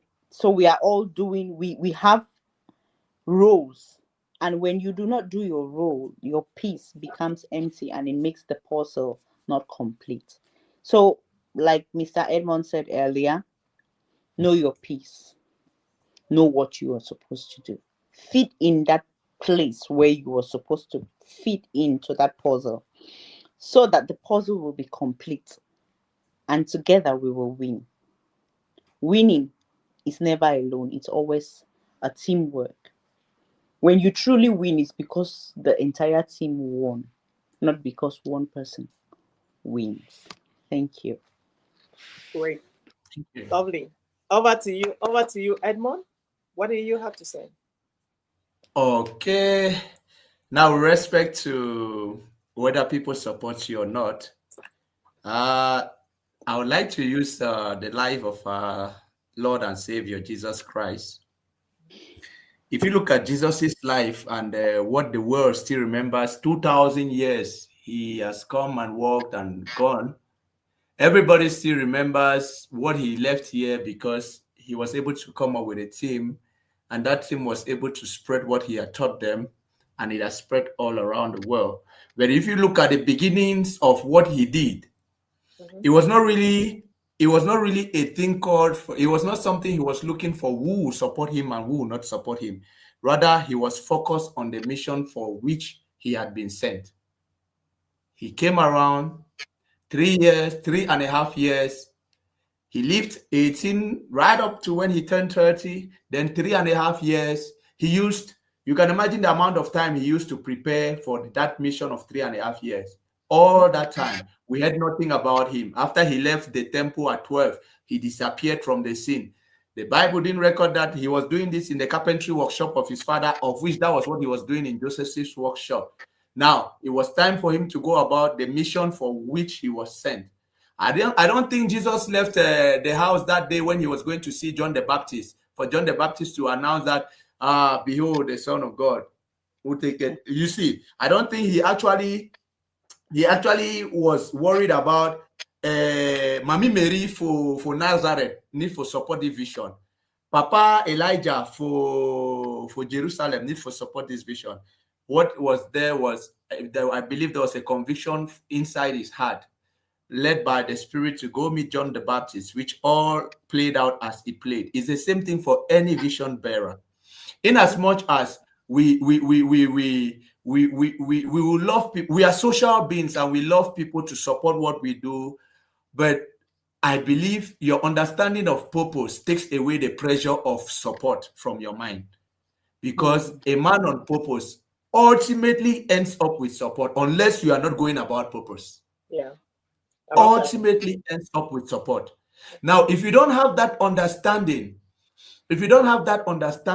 about why you go out for purpose, why you do this, you will get lost. That is why most people's visions and purposes have been adulterated, because at one point in time they were so bent on wanting people to support. So any Tom, Dick, and Harry who does not align with what they are doing will come in, and because he has the means, because he shows them. You see, if you look at the temptations of Jesus, it's part of what it is. When the devil took Jesus and stood him on top of the temple and said, okay, I will give you all of these things if you bow to me. Do you know it's more like you having your purpose and you need to save mankind, and somebody is telling you, I know you want a community, man, I can pull 1 billion people to support this idea you're doing right now, but all I need you right now to do for me is just go my way. Are you going to just easily fall away? Edmond, you're raising a very strong point there. All right. I want to ask you a question before you continue. That's a very strong and very sensitive point. So I'm just letting you ask this question. Yeah. Okay. What's the solution? How can you guard your purpose? Now, I watched the movie. I don't know if some of you guys have watched this movie. King Richard. I think the movie of is this guy. Will Smith acted Serena Williams and Venus Williams' father's role. King Richard. You need to watch that movie. And it's talking about what? So Will Smith had to negotiate the best deal for his two daughters who were playing. And that's so powerful. This is something that we have to know it, because many dreams have gone like that because people came in and proposed. And because some of the dreamers were so desperate, they yielded into the offers. And that was the end of the story. What should we do as dreamers, as visionaries, to protect the dream and not to negotiate and give off and trade off the whole dream and punish lives? What should we do? They say success leaves clues, right? You and I are not the first dreamers. We are coming after a generation of dreamers, right? And all of those dreamers, by some way, have written their stories somewhere and they kept them. My honest opinion, guided by what I have learned over the years, is look for those that did what you have done. You see, when I went out to read God's Great General, right, it just so happened that 2 decades ago, when it was all about people wanted to read about how people gain power, but when I took those books to read, what I wanted to understand was what made who win and what made who failed. Because part of what makes people fail is also deficiency of enough information of who has failed before or who made it before. Because apart from learning what to do, one of the greatest things a leader ought to be learning in their journey is what not to do. I love that. Irrespective of how desperate they are. All right. Thank you, Edmond. Yeah, go ahead. Yeah. Go ahead. So I will end by saying that study the stories of others that have gone ahead of you. It will be a light to your path. Okay, thank you so much, Edmond. I think Jonita is also a good example in this context. The people that he started with them might not be the people he's with them right now, right? So people come, go, and then the momentum keeps going, the vision keeps advancing. I love how Edmond ended it. Now, let's hear from John before Anne. John, you have to say something, brother. How do you protect your dream? You're working with hundreds upon hundreds and getting to thousands upon thousands, and soon it's going to be millions upon millions. Now, how do you recruit your leaders, your partners, your stakeholders? How do you know this is going to be the right person that's going to bring the right energy and not a competitor, not a fighter who's going to rather fight the dream?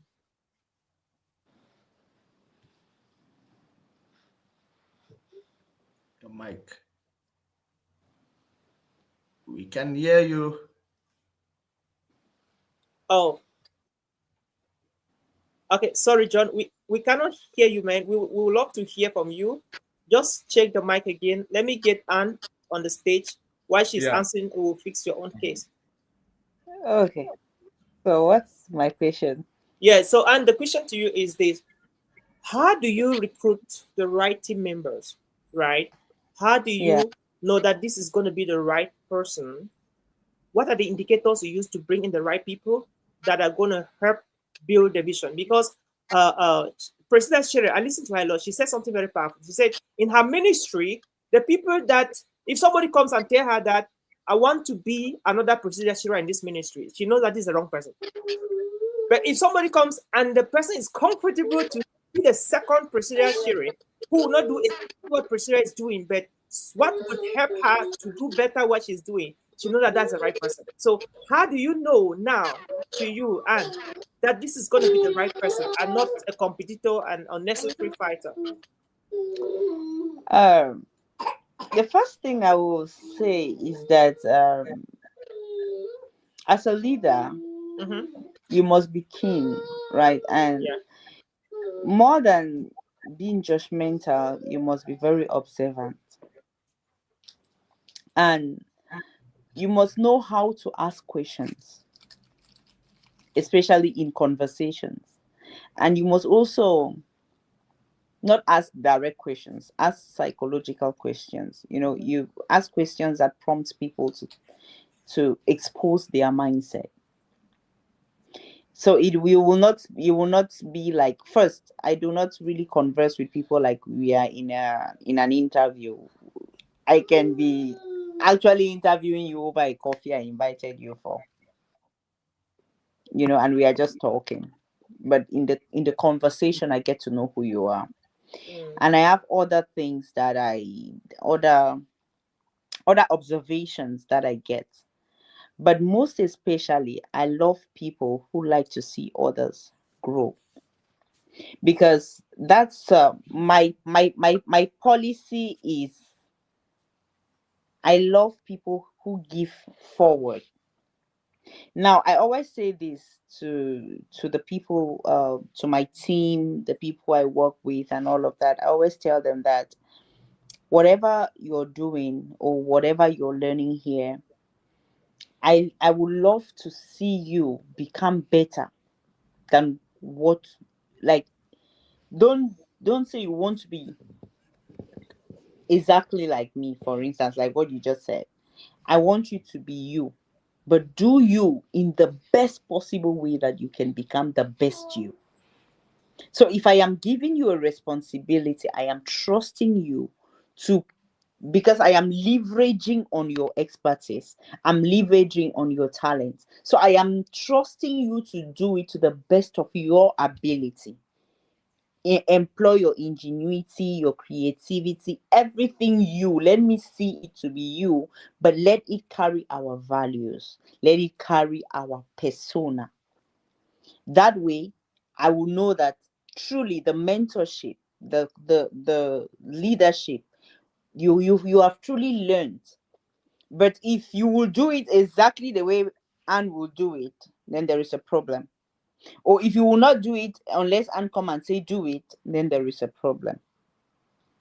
And if you will want to do it and you will want to stop your colleague from not doing it because you're afraid that somebody wants to come and take your place, or somebody wants to come and outshine you, then there is a problem. But then there is a mindset problem that can always be rectified. So it's in recruiting people, it's a process. There is never a secret to it. You will learn to give people fair chance, because the truth about it is that people, you will trust the wrong people sometimes. It's okay. You will commit things to people Any that mistakes is you part of the yeah, you will misjudge people, right? sure. But as a leader, discernment, you have to be discerning. Oh my God, you have to be prayerful. Discern the people you work with, Mm. because that's one of the major requirements to keep good people around you. Mm. Be prayerful so Awesome. that you can discern people.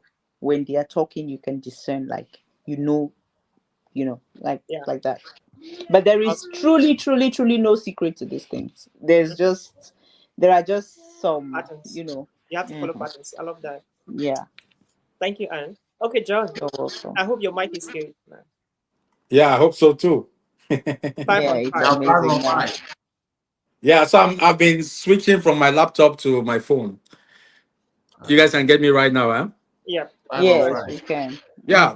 Oliver, that's a very powerful question. But in this Camerican thing, you and I, we are in the part where we ask questions and the angle where we are Yeah. the ones asking questions and to learn from these great minds. But briefly, I would just say, um, by God's grace, because of the work we do on a daily basis, my team and I, we tend to attract in most parts some great people, amazing people. But that does not mean that from time to time we don't get disappointed, we don't get rejected, we don't get betrayed. It's just that we have also understood that that is the price to pay for greatness and to achieve the things we want to achieve. So for me, I don't size people. I'm really a classless person. Like I'm from the janitor to the head of state, they're all my friends. I don't make friends only with important people and we say, oh, these people are not my friends. No, I'm friends with everyone and I'm very accessible, you know. So for me, I just like Anne said, discernment works. Mhm. So naturally, I just kind of discern and I know who to bring closer to me. And as time goes on, I'm seeing that the barriers of penetrating my inner circle is becoming more and more very difficult Uh, for people yeah. who are not serious.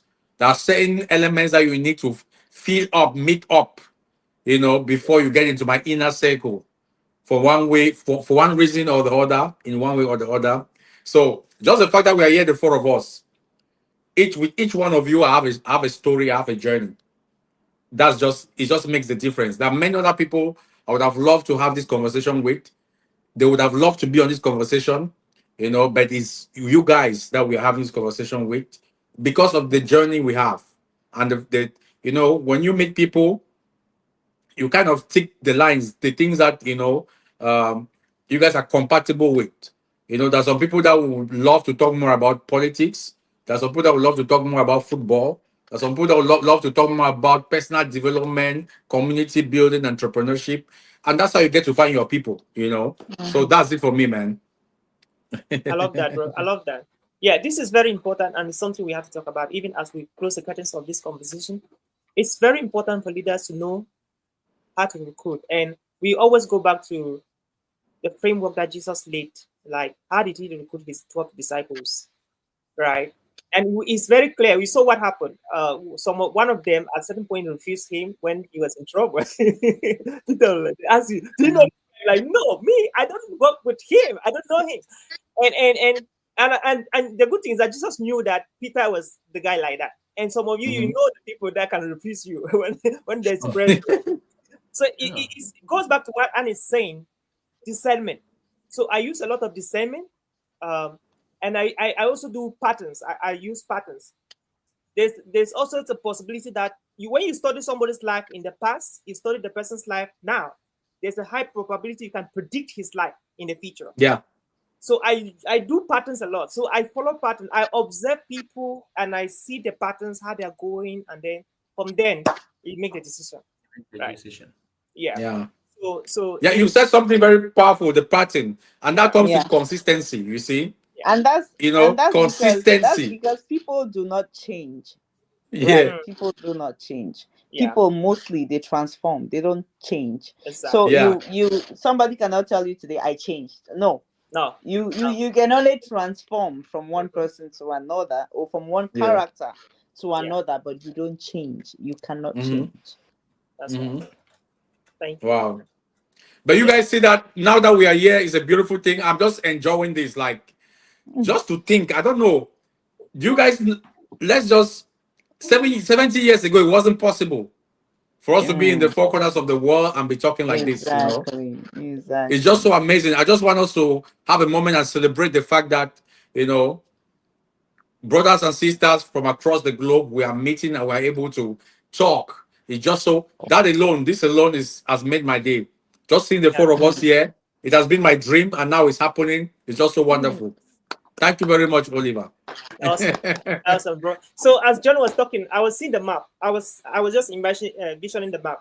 Okay, I'm like Cameroon, Rwanda, Turkey, United States. So I was like, I don't know how to draw the map, but I saw the map of this conversation That's and all of that's that. called the power of technology.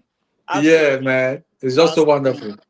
awesome. It's been so beautiful, guys. And that's the reason why it's important for for us as Africans first, and Cameroonians especially, to invest in the minds, in the young minds of Cameroon. See, I will tell you for free, Cameroonians are talented. Oh my God. We are some amazing These people. people are talented. No Like, bluffing.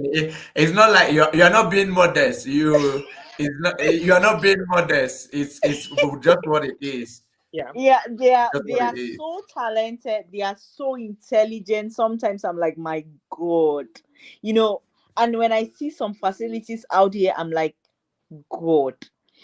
You know, how can we get some of these things? Because the truth is, no matter how we want to bring these opportunities, or we want to get people to come and experience these opportunities, the impact will never be like if we had it home. Yeah. You get? So we need to, especially the Cameroonian diaspora. I'm saying this now towards the Cameroonian diaspora. We need to come together. We need to come up with initiatives to promote strategic investments for um Development. social development. And I want us to look at it as a business. I'm a business person. Okay. So, and I want us to put a mindset. Development is business. So development is a business strategy. So you will attract, like, how do I put it? Anyways, Put it the way you want to put it. what what I would just say is this. I think that we should come together.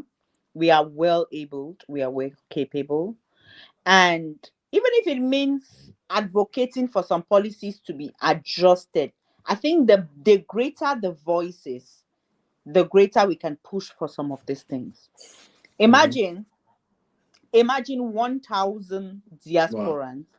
signing up for a shift in some international investment policies, and then pushing a candidate to put this into implementation.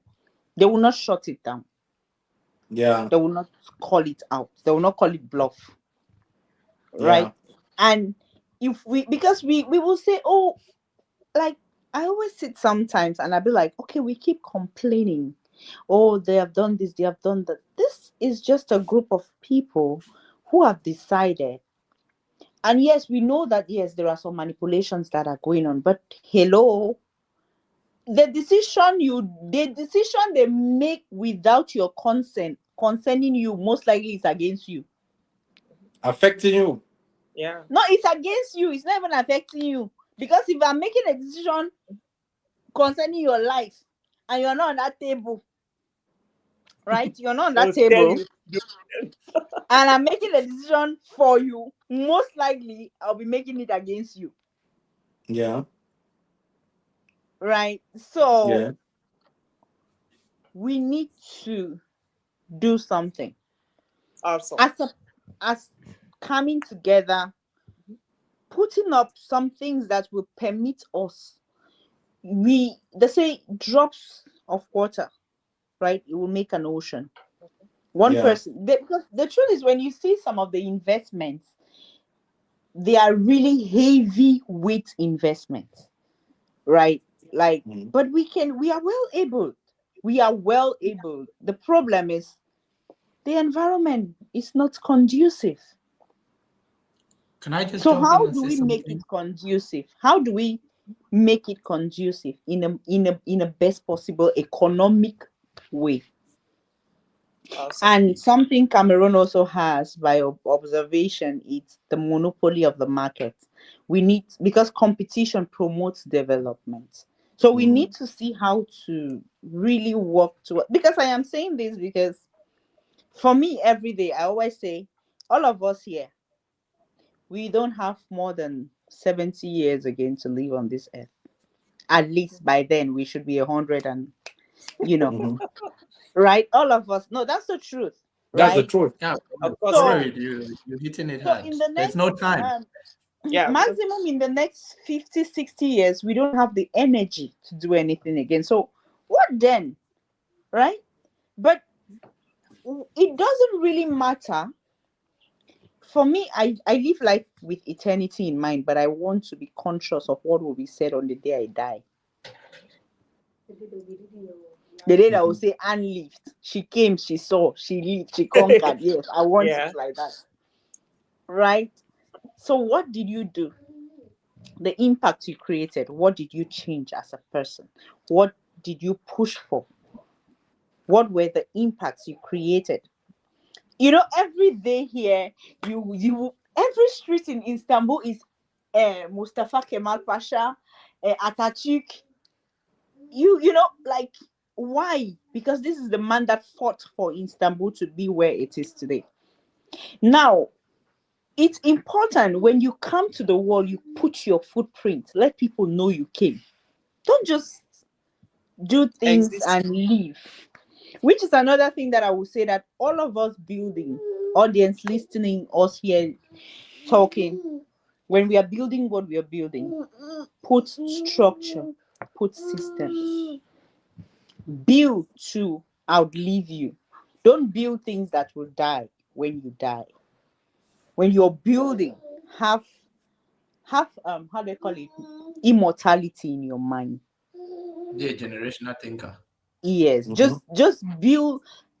We have organizations here that just celebrated 180 years in existence.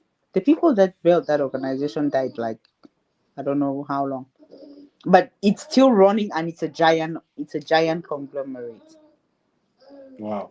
because that's the power of system. That's the power of structure. John Eta is doing, mobilizing capital and bringing people together. Right? How many public, okay, let's just say something. How many public companies do we have in Cameroon, for instance, like public companies? And how many access, like, can Cameroonians, we have over 30 million Cameroonians. How many have access to global trading platform with understanding? Right? These are things that are common out here. Like, even with your bank, you just go to your bank app, you can invest in Total, you invest in even their grocery market. You just in because they are all public. You just go, you invest, and you're having, but in for us Awesome. it's like a myth. I love that. It's Yeah, it like, it ought not to be so. yeah. And it Um, can well change, but who will change it if not you and I? Oh. Absolutely. That is it, and So, your contribution is powerful. Is on the table. The people are hearing. The environment is hearing. Everybody is hearing, and even the forces are hearing. The forces of nature, they are hearing. All right. We'll come back to your last word, and you can also tweak it the way you want to put it. Let's hear from Ayuk, and then we talk about an upcoming event, and then we'll go around with our last words. um, Ayuk, over to you. Okay. I she made mention of something. Uh, it's at this point where I would like to say thumbs up, hats off to Jonathan, because part of the reason why I decided to join you and what you're doing is from my little studies of social ideas which are aimed at actually turning around the social reality for the Cameroonian people. Cameroonians don't think have a problem with coming together. There are lots of people that have come together, but one of the things which I got to find from that research is that they came together and they lacked strategy, or they were using an obsolete strategy, more like they are trying to do things which don't work, which others have Yeah. already done and it has not worked.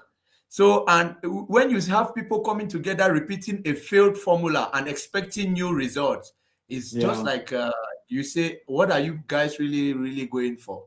We've seen this formula before and it did not work. Not to discredit their efforts, not to discredit their discipline, but it's high time where we need to look beyond the strategies that have been employed before. And you see this whole concept of the GFC army. I, for one, find it very, very, very interesting.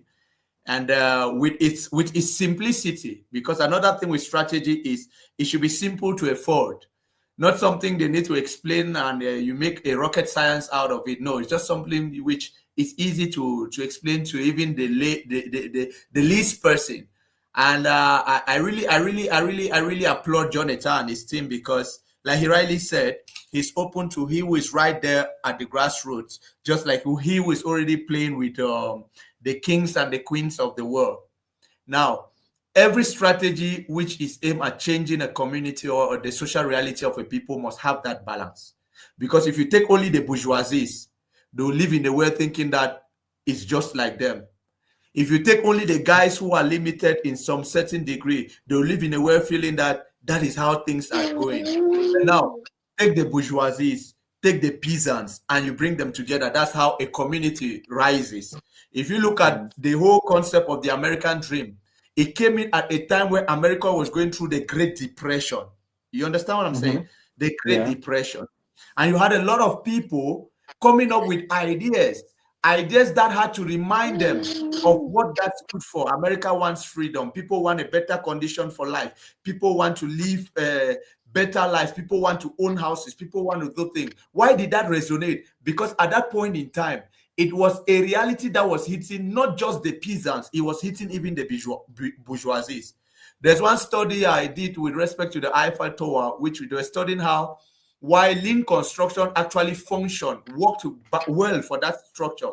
Those guys were normal guys and they were able to build the Eiffel Tower with not so much technology. You see how that tower is standing there. How did it come around? Because those guys were coming out of depression. And part of the reason was because everybody at that point in time had their minds all looking at one vision. We all want to change what we are going through.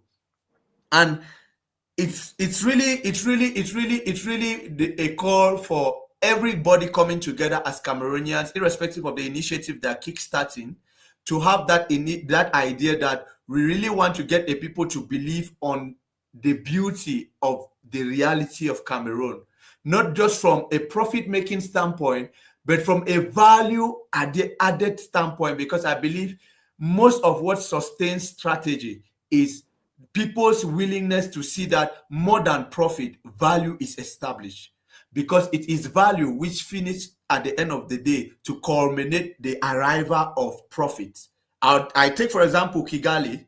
You see, one of Kagame's strategy is that he has pushed these people to believe that if we can push this city to look as good as it is, and it attracts the kind of people we want them to attract, automatically everybody gets to make a profit out of it. Exactly. Because if we establish value, value pulls profit. But if we want to start from establishing profit, value disappears. And in the long run, since there is nothing that is like the connecting factor holding profit to stand, profit will lose its stand and it will disappear.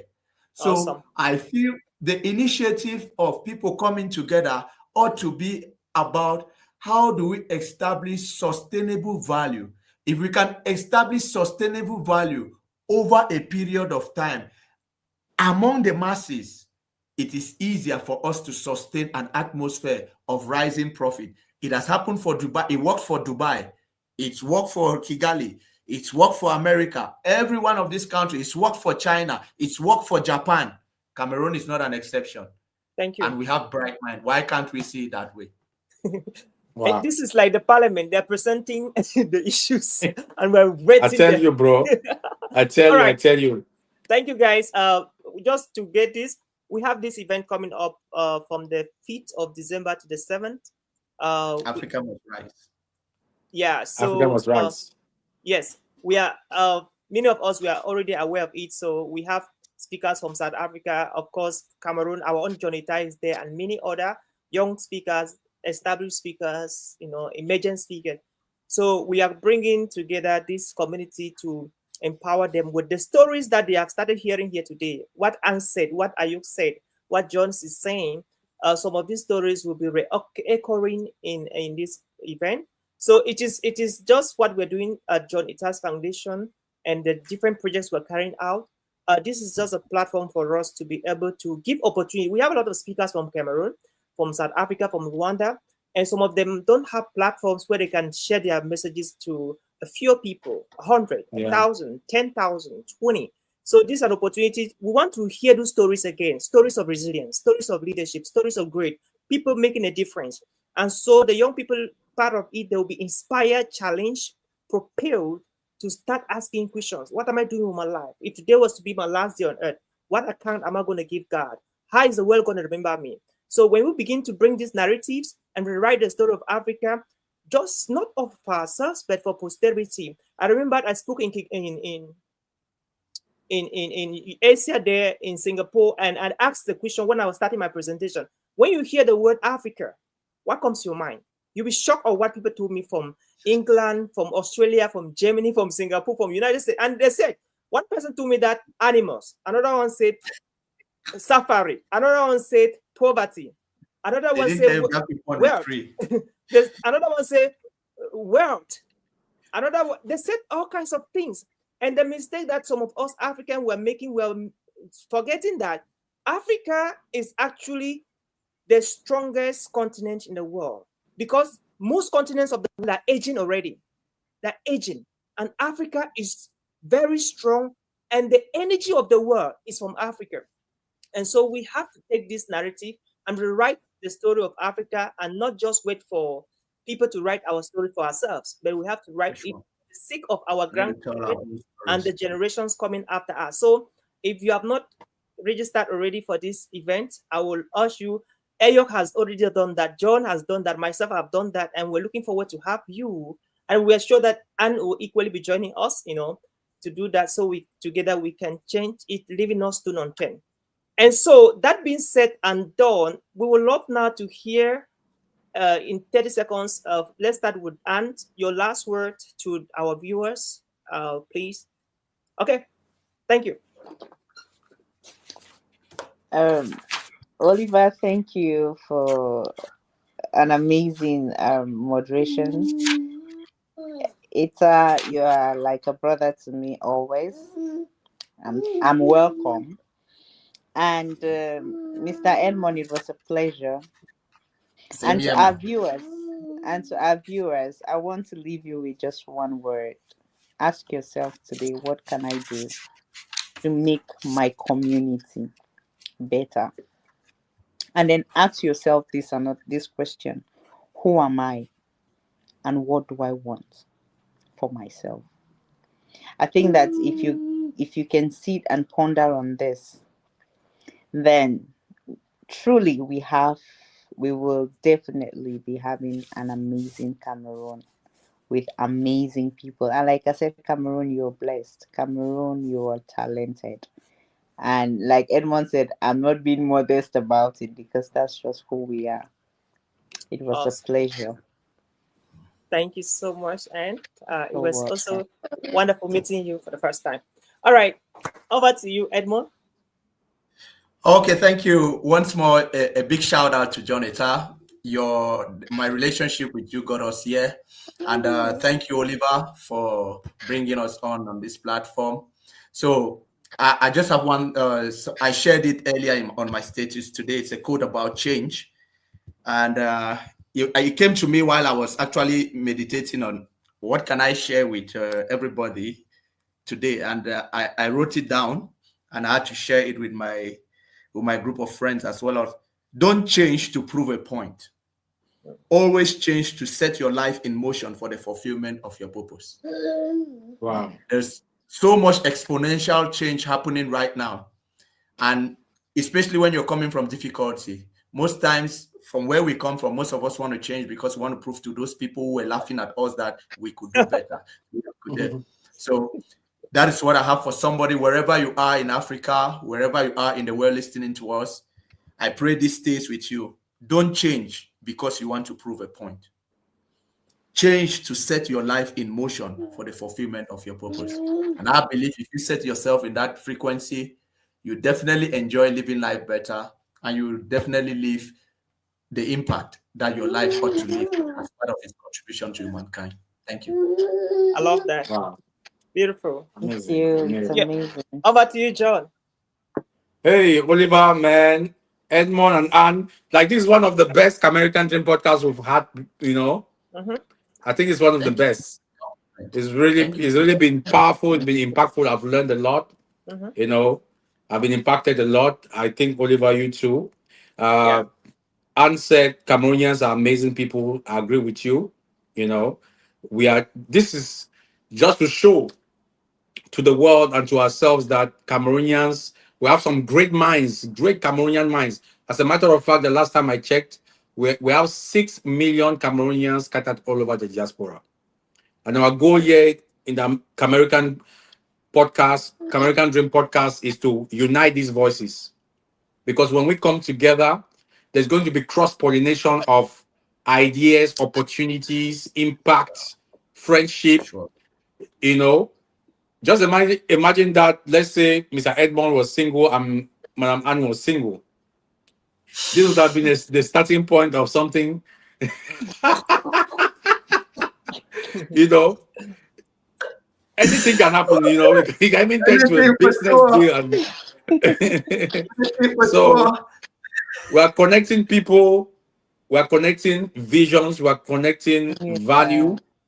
You know, we are creating a community, a lot of things. So thank you very much, Oliver, for hosting us. We look forward again to have the two of you on. You know, maybe not the two of you. We are going to pair you guys with some other friends, because the goal in what we want to do is to connect each other so that we get to know each other, so we build a very strong community. All right. Exactly. And don't forget, your land is waiting for you. You know, whenever you're ready. Thanks very much, Oliver. The last Awesome. word is for you. All right. Thank you so much, man. It's always very challenging when the last word is for you. It's good. Right. All right. I first of all want to thank everybody. Like John, in Thank the you. words of John, he says, imagine that XYZ were single. And I'm saying that, imagine that X has a kid brother, a kid sister, and Y has a kid brother and a kid sister. And who know where we'll be meeting finally for a physical event, you come along with them. They can mingle. That can be fantastic, right? So Sure. just to say that this is a unique opportunity. I don't dive into anything. I take time, I reflect on the things I am getting myself involved into, and the people I am involving into these things for them. I really take a whole time and a process to meditate.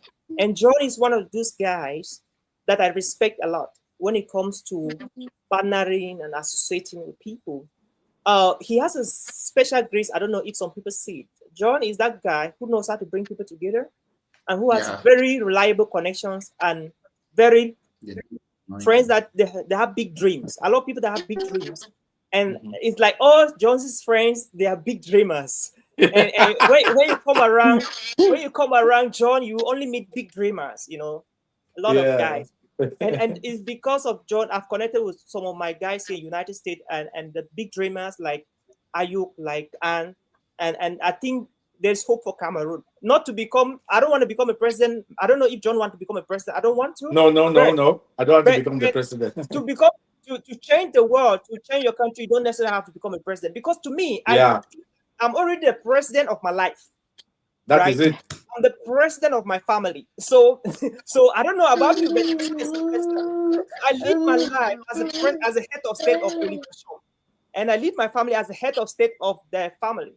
And I just Yeah. want to encourage you guys with this also quote, powerful quote by Darren Hardy. He says, your idea is only as strong as your ability to communicate it. Your idea is only as strong as your ability to communicate it. We couldn't have been here if John did not pitch well this idea to me, to all of you guys. We could have been here. So his ability to communicate well sold the idea, and that's one of the reasons why we are doing Come American Dream or Come Diaspora Dream. I think we have to tweak the name, John, from Come America to Come Diaspora. So what that means is that we are taking into cognizance the projects coming up, and of course, we have different projects of Jonathan's Foundation and the family, the 1 million club coming up. And if you're not yet part of it, be part of it. We have from the 5th of December in 3 days time, the speaking conference hosted by, TOS Global. TOS Global is a company that I founded here in the United States, and we have over 8 staff around the world working tirelessly 24/7, and we're recruiting more staff as the months are passing by. And so this event is going to be hosted by Tribe TV, that's actually hosting our show right now. And of course, like John said, we're looking forward to have this amazing team again, to mingle again with other Cameroonians from other parts of the world to see where we are heading to. So I used to say, whatever you're doing, giving your best shot, wherever you find yourself, doing your best. And somebody says this better this way. He said, every time of your life, you have an opportunity. And the best thing to do when you have that opportunity is to ask yourself, how can I make every second of this opportunity so that when this opportunity is no more in my hands, when I look back, I will not regret, but I'll be proud that I got the best when I was there. So I wanted to reflect on that, even as we close the curtains of this conversation today. And until we meet again, our rendezvous again is next Tuesday, same time. Signing off. Thank you. Thank you very much, guys. Bye. Thank you so much. Thank you. And Awesome. bye-bye. Thank you, Edmond. Thank you, Anne. Thank you, Oliver. God bless you all. Amen. Thank you so much. We shall do this again. Let's go. Let's go, guys. Bye-bye. Special thanks to all our online community viewers. There are a lot of them, and we did justice. Thanks, guys, for commenting. Thank you so much. Every message that came for everyone. Thank you so much. And the messages were Thank you, guys. Yeah, thank you, guys. Thank you so much. We were able to project all your messages, and we hope that they bless a lot of people out there. God bless you. Thank you. Thank you. Next Good time. night. See ya. Good night, everybody. All right.